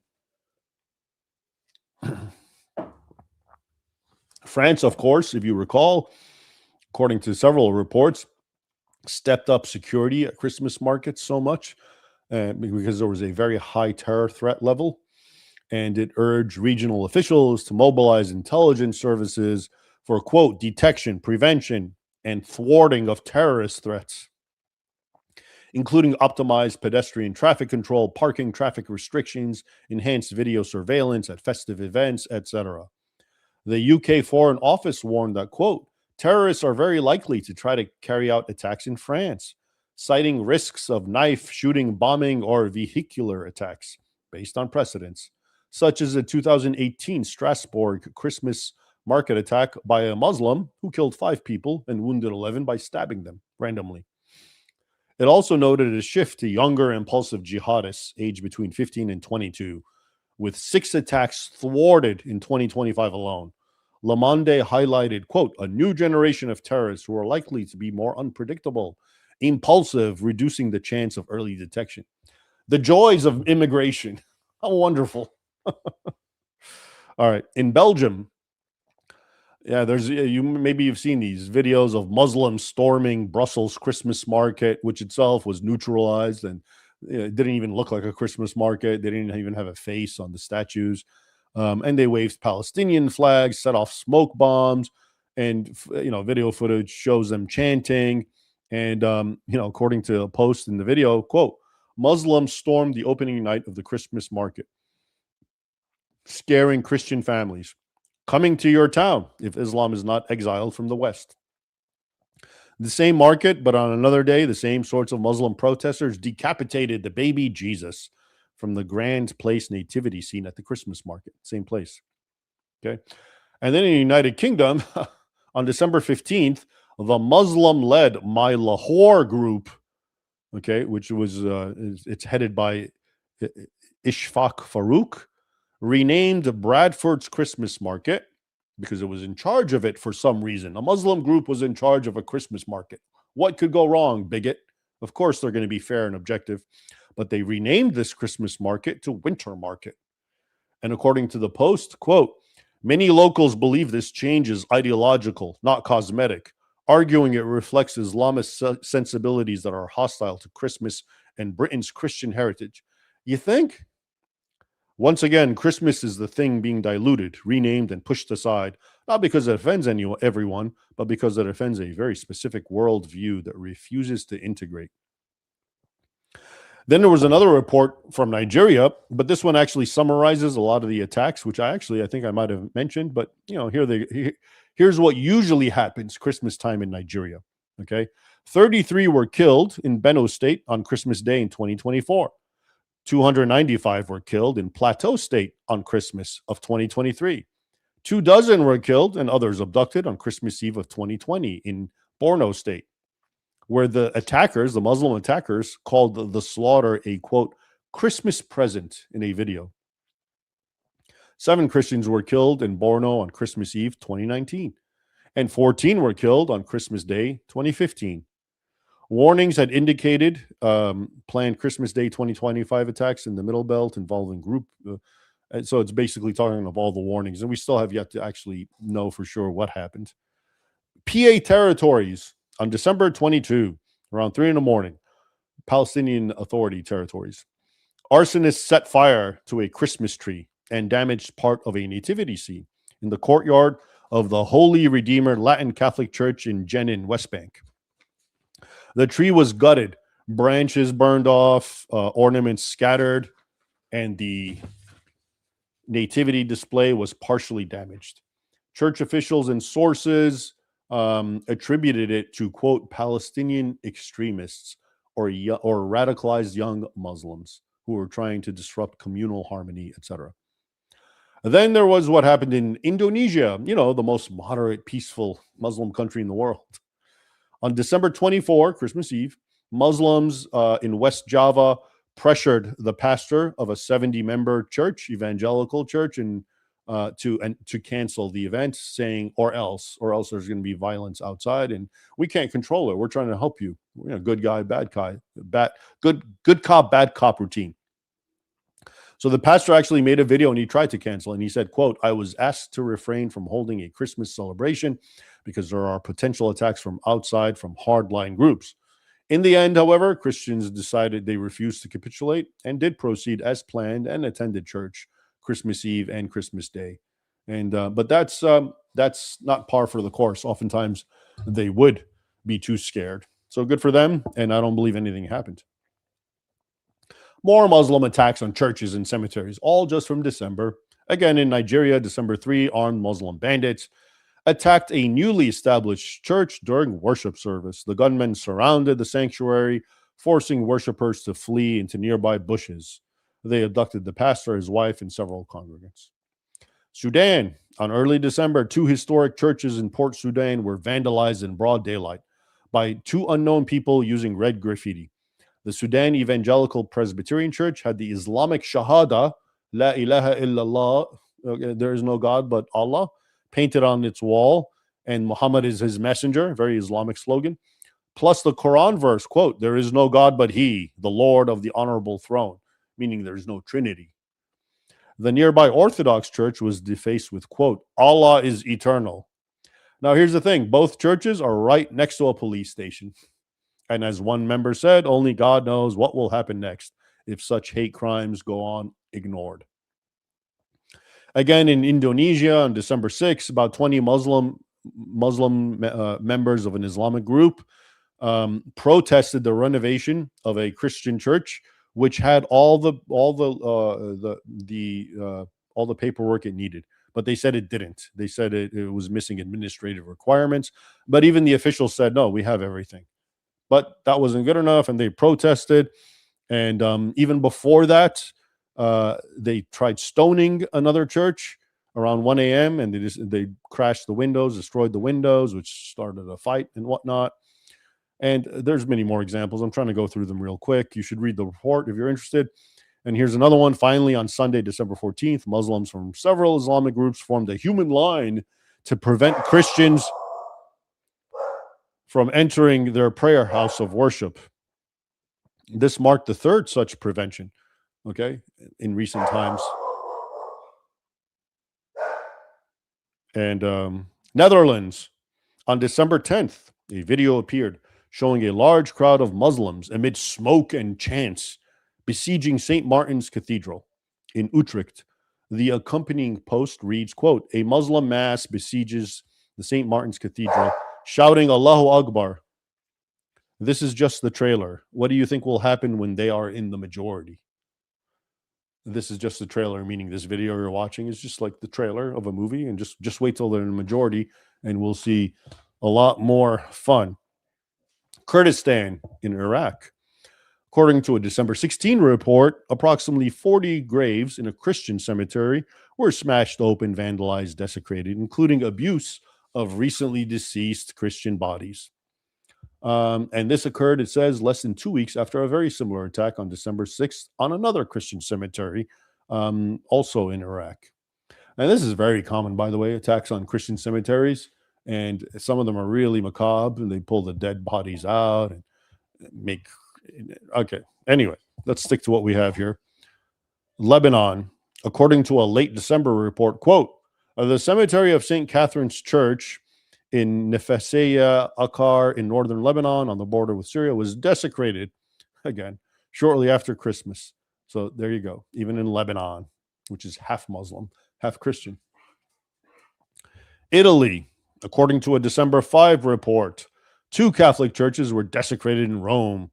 One had feces smeared all over it, including in the baptismal font, and other had urine all over it. And that happens all the time in Europe to Christian churches, especially in those regions and countries that have very large Islamic populations. Go figure. I'm sure it's a coincidence. And actually, attacks on churches or the desecration of churches with feces and whatnot, urine, that goes way back. In some of my history books, there's incidents where Muslims do that, actually, as a way of mocking and desecrating Christian churches.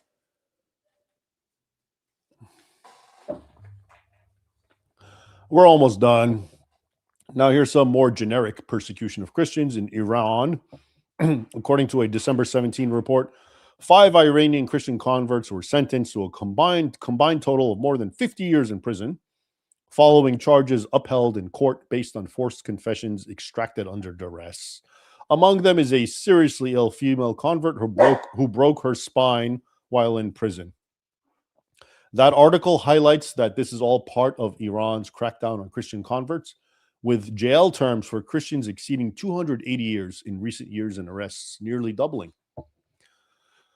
In Sudan, a Christian physician, his name is Yaqub, was detained by authorities for 3 days and questioned. Why? Because his ID card said he was a Christian, and one of the guards got upset by that and said, "Why are you a Christian? Why are you a Christian?" And Yaqub, so he was interrogated, jailed, denied family visits, and finally released 3 days later. Now, here's more pathetic stuff from the UK. On December 1st, a Sri Lankan national identified only as YA successfully appealed the UK Home Office's rejection of his asylum claim. Now, who is this man? Well, he was actually arrested in connection with the 2019 Easter Sunday bombings that I read. They were the first ones I read, okay, which the Islamic State claimed. Suicide attacks that killed 300 plus people, and they targeted churches. He was one of those guys, okay? And some of the people who died were British. Now he's getting asylum. That's how you know Britain, you guys have a long way to go. It's not impossible. I'm not blackpilling, but there it is. Anyway, so that, what I just gave you, I wanted to give you these examples simply so you see, what are we talking about? We're talking about Islamophobia, which is what the UN is so concerned about, right? Islamophobia, that's a scourge. That's the thing we have to worry about. But as we've seen, well, Islamophobia is a well-warranted position amongst normal, healthy people who are not Muslims. You should be scared of Islam because the religion makes itself your enemy, unequivocally. We've seen the doctrines, we've seen the long history, and we've seen contemporary events. If you still don't get it, I don't know what to tell you, okay? But it is what it is. If it walks like a duck, acts like a duck, then it's a duck, right? At the same time, we've seen that, the UN wants us to think, well, when this is a scourge, because look what happened on March 15th, 2019. 2 mosques were attacked and Muslims were killed. And it's a scourge. We have to stop this. It's happening all around. Actually, what's happening is Muslims are killing Christians in their churches and all throughout, and doing all sorts of other things like I just gave you. What I just read to you is 1 month, December. It was actually kind of a slow month, I think. I told you I've been doing this for 16 years, every month. Most months, there's more death, more chaos. All right. And in my book, Crucified Again, you have the whole rationalization and the theology that actuates all this, including the history. Okay. So this is an ironclad thing, but the UN doesn't want you to talk about that. It wants you to talk about Islamophobia, because you know what? Islamophobia is about shutting you down from talking about what I'm talking about, which is what's happening to Christians. That's the real reason they're promoting Islamophobia and talking about it. So we can't talk about what Muslims are doing, okay? The truth and the reality. And you just saw, the examples that I gave you, all those countless attacks on churches by Muslims all across the world. It's not one country. It's not particular to one nation. It's every nation that has Muslims. And they could be different nations, different races, different languages, governments, socioeconomic conditions, but they behave the same way against Christians. Could it be that the common denominator is, I don't know, Islam? So, yeah, that's the current climate we're living in now. That's a topsy-turvy world that we have to live in, where the real problems are suppressed and you better not talk about them. And you know how we talk about them? By calling you names and shutting you down, by calling you an Islamophobe and pretending that the people who are really suffering are the ones who are doing all this. Okay, the ones who are engaged in violence, the people who follow that creed known as Islam, they're the ones who are really suffering from what's happening. Okay, it's not the people that they murder in and out and rape and kill and burn churches. That's incidental. It's really what's happening to Muslims. We need to, take that into consideration and combat Islamophobia. That's enough of that. Let's see what you have to say. All right.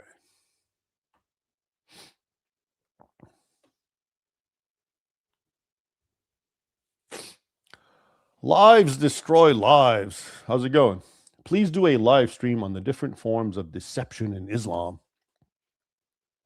That used to be one of my main fortes.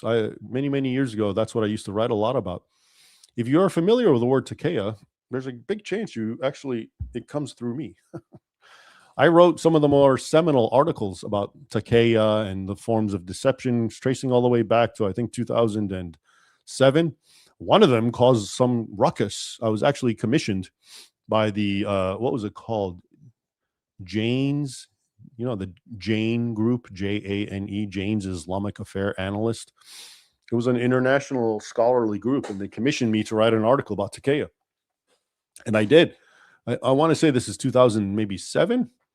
And it came out and it was well received. However, some of the people on the board were shocked by the things that I said. And the poor editor, I remember him calling me.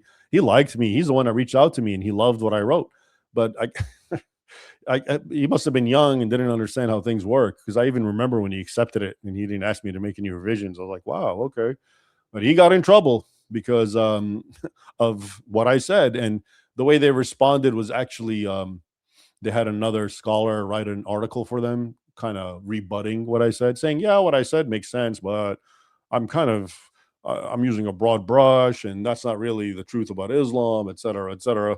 Anyway, so yeah, I know a bit about Islam, Islamic taqiyya and deception and tawriyya and all the other dispensations Muslims have to lie to the infidel. And thanks for the suggestion. Maybe I will do a live stream. I'd like to see in the comments. If anyone agrees, let me know. Tell me in the comments, and I'll look into it. And if there's a lot of you guys, then I will do it. Hey, new member, thanks for joining.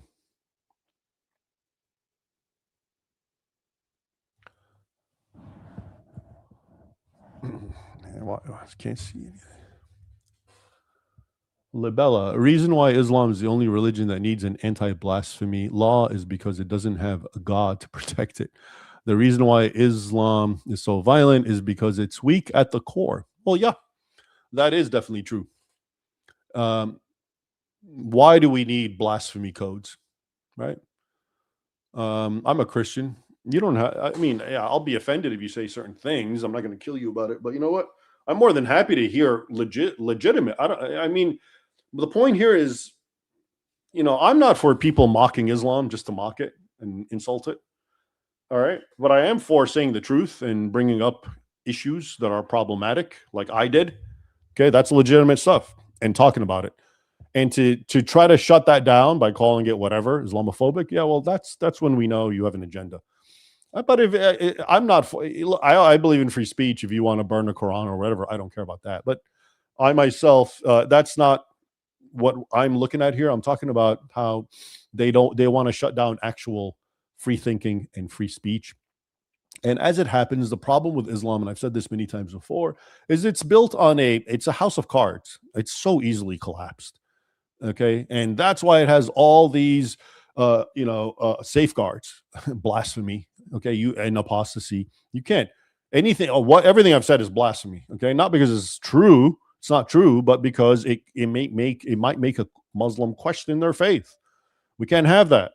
Okay. Because there are so many questions if you look at Islam and its prophet and how everything he said and what the Quran says.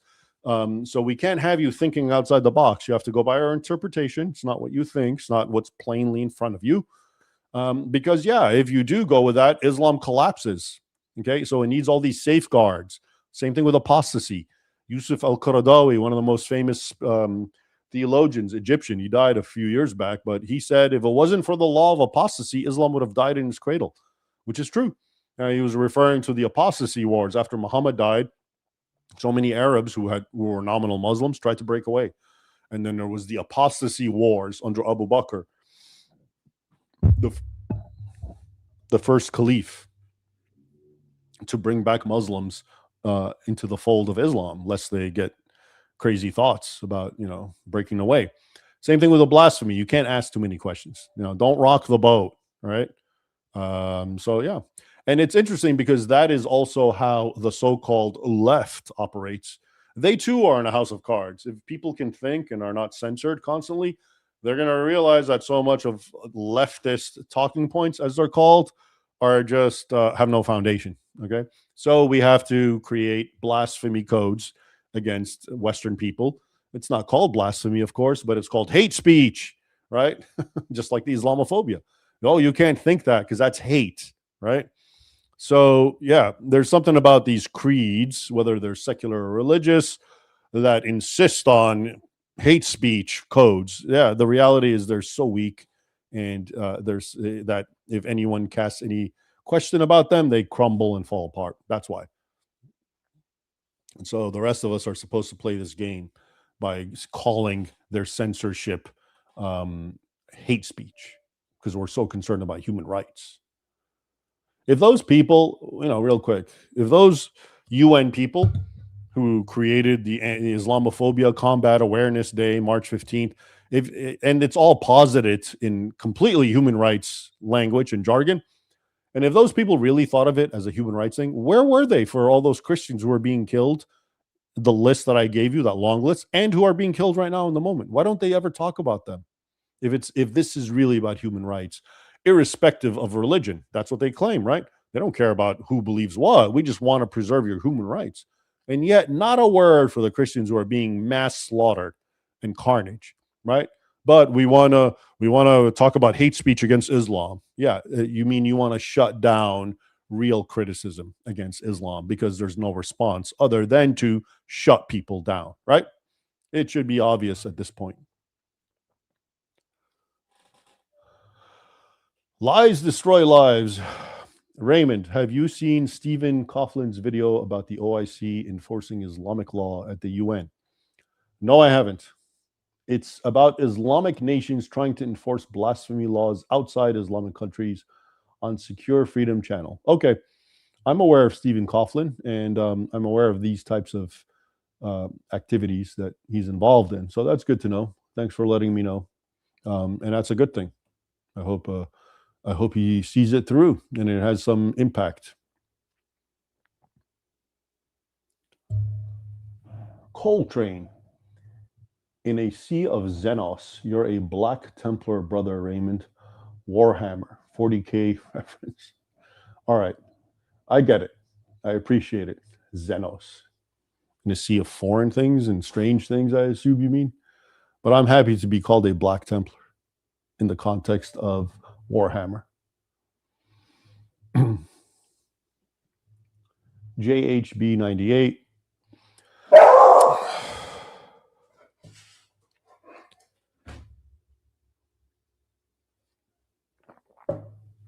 He saw a dog walking out, so it's the noob. Sit.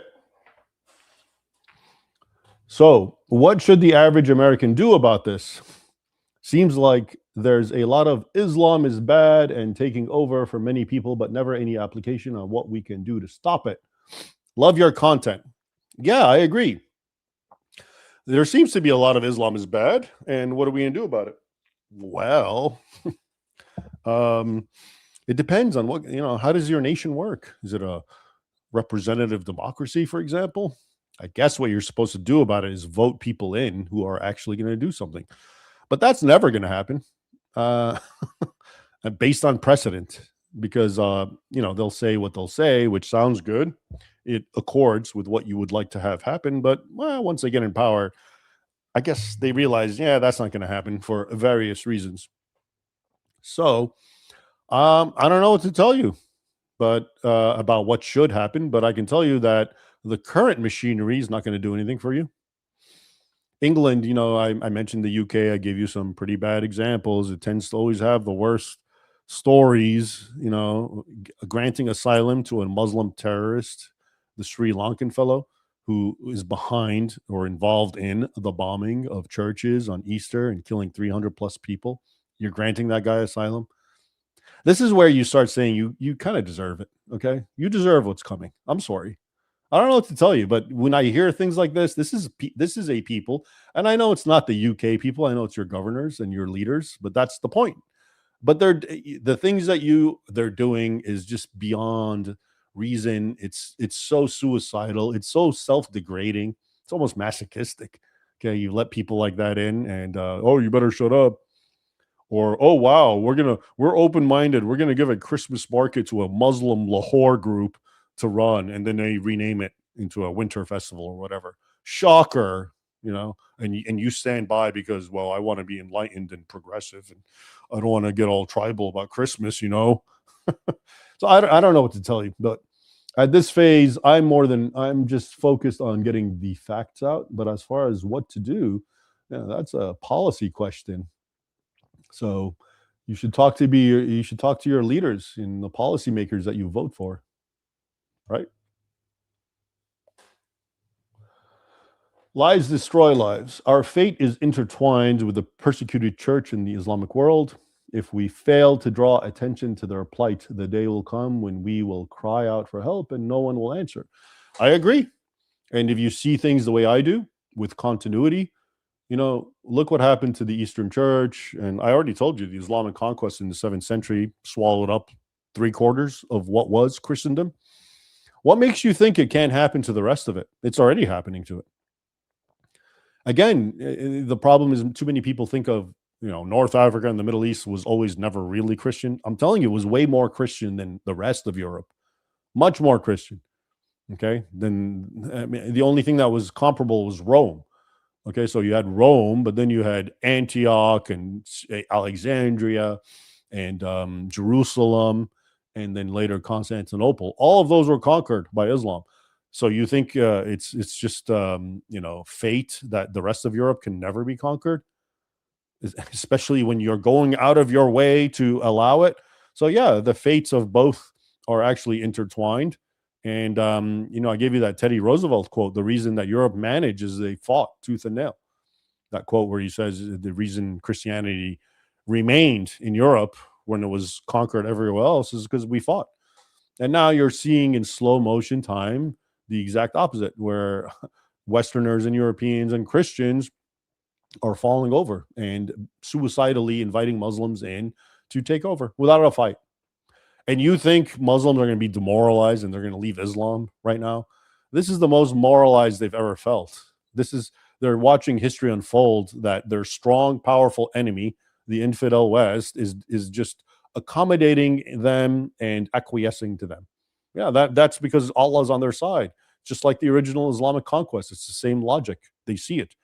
So yeah, in as much as Islam wins, it's not going to lose converts or actual people, Muslims. Bob, thanks, Bob. Melissa, thanks for joining, Melissa. Kyle, found your work recently. Just finished Crucified Again. Great, but terrible read. I get that a lot from people. They tell me, I love what you wrote, but it was so hard and painful and traumatic. Is there a similar resource to Dawood's Quran for hadiths and surah? What do you mean by a similar resource? I do know of Dawood's Quran. I think I mentioned it recently, but you're asking, does he have the same thing for hadiths and surah? I don't think so. But you might want to do an internet check.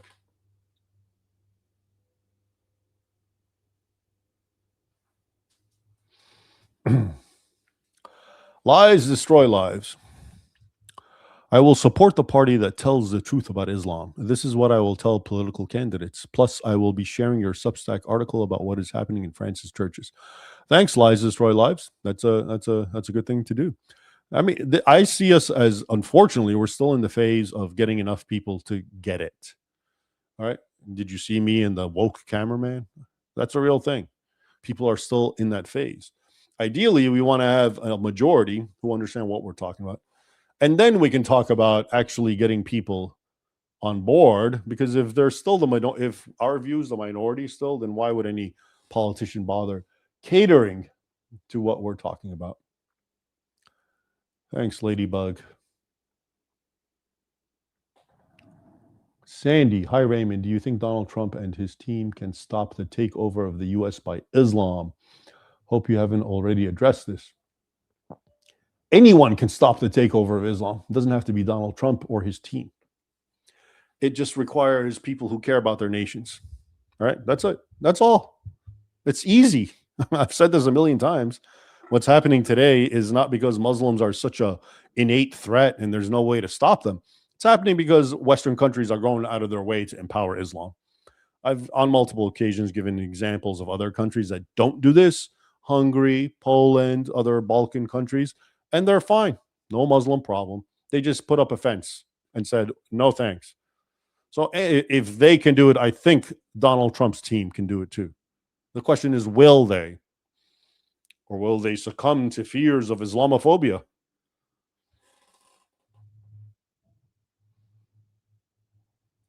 Lies destroy life. Check out The Religion of Peace.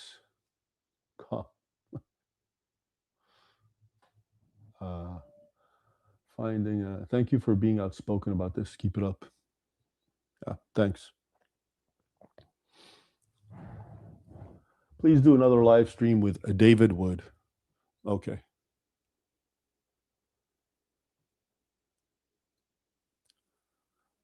Abu Bakr, Abu Baker, El Puff Daddy. Have you done seminars for U.S. Intel or Special Forces? I have before, many years ago, um, but not recently. Views on Gaza as a modern Rabat. Yeah, I've written about that. Gaza and other places are indeed, Muslims themselves call them Rabats. And Rabats, for those who don't know, are frontier zones where Muslims wage jihad, essentially. The worst examples that I talk about are in Europe because those are self-made Rabats by Europeans. But the Gaza one would be a classic example where actually this is where Muslims have been stopped physically by non-Muslims, and now there's a Rabat there. Whereas in Europe, these enclaves that are brought in are functioning as Rabats. Abu Bakr, are there any Crusader movies that tell truth about Islam? What about the 1954 movie King Richard and the Crusades? What of History Channel Nightfall? I think the 1954 movie, I don't know if someone sent that to me recently. It's a black and white movie, and I found it extremely refreshing. It was a good movie, actually. Uh, by which I didn't watch the whole movie. I can't tell you if it told you the truth, but it was definitely, it captured reality much more than things like Kingdom of Heaven. It starts off with Saladin conquering Jerusalem and throwing crosses, enslaving people, all of which is historically accurate. You don't find that in more modern movies. So yeah, I think that movie's. I was actually thinking of watching it with you all, doing a live stream. It's a short black and white movie on YouTube. Kind of watching it and maybe pausing it and talking a little bit about it as we go along to see if how, if it's right or wrong. Parlock, I hope the people who did this to Europe are brought to justice like what we saw at Nuremberg. Yeah, well, time will tell, my friend. James, Raymond, when the cameraman couldn't help but opine, did his high estrogen voice lower your testosterone? That was something else. Yeah, I actually got a little animated in my live stream, I think a week ago, about this because every time I hear his voice and I really start thinking about what he represents, it just kind of it eats at me to think that this is a real thing. I told you up until then, I didn't know that these woke characters, the way he came off, were real. I thought this was a parody, an exaggeration that I watch on YouTube, but they're real. So yeah, um, I don't know. I should probably do a video with him, like to get to the bottom of wokeness, because he admitted he was woke. He told me I'm woke. I asked him if he's woke, and he, it was a badge of honor. Maybe I should pursue wokeness. Talk to him about what it means to be woke. Have a give and take. Ask certain questions so that I may learn about this new phenomenon. Daryl, thanks for being a member. Ron B, can you discuss sometime what Muslim conquest of India did to libraries there, such as Nalanda, etc.? That's a good question. If I do, I'd probably I've been meaning to do a video about the Library of Alexandria, so I could actually do it all about libraries in general. That's a good question. I'll keep that in mind. Leia Wolf the Red. Looks like YouTube ate my chat. I'm starting to look into Eastern Orthodox Church. Any reading suggestions or which branch to look into? Eastern Orthodoxy? What's his name? Timothy Ware?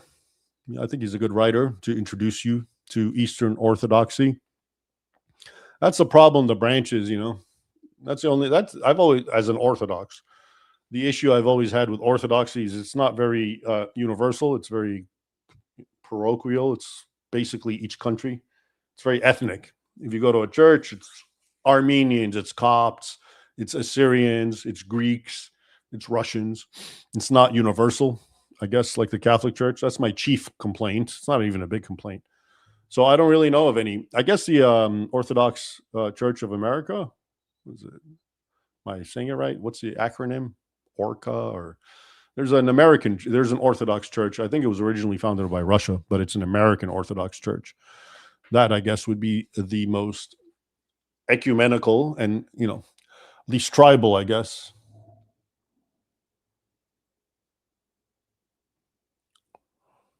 Connor. What about the Sufis? What about them? Qawwali singing and dervish priests are awesome. I recently met a Saudi Sunni who got all superior when I mentioned Sufism. Yeah, Sufism nowadays is presented as this sort of mystical form of Islam. It's nonviolent. It's all about dancing and dervishes and whatnot, which I'm fine with.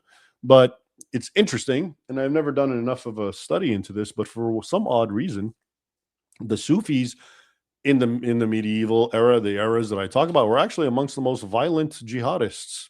Go figure.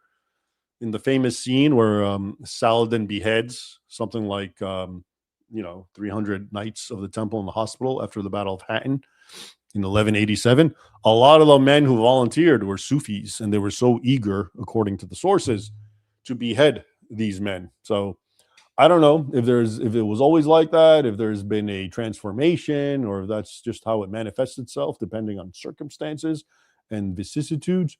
But there it is. Thanks for joining, Joshua. All right, and thank you all for joining me. I hope this was edifying. I hope the message is clear now about Islamophobia vis-a-vis or versus persecution of Christians, and which is the real scourge and which is the one that we'll never ever hear about. And instead, we're going to hear this word Islamophobia to shut down talk about Muslims killing Christians. That's the whole point. Okay. Yeah, that's the situation. That's the world we're in today. Isn't that interesting? That these are the people we supposedly look up to, our leaders, the great paragons of integrity, showing up in their suits and ties and speaking at these events, and it's all lies. Pretty bad stuff. So there it is. Until next time, take care. Have a good one. Enjoy your weekend. Bye.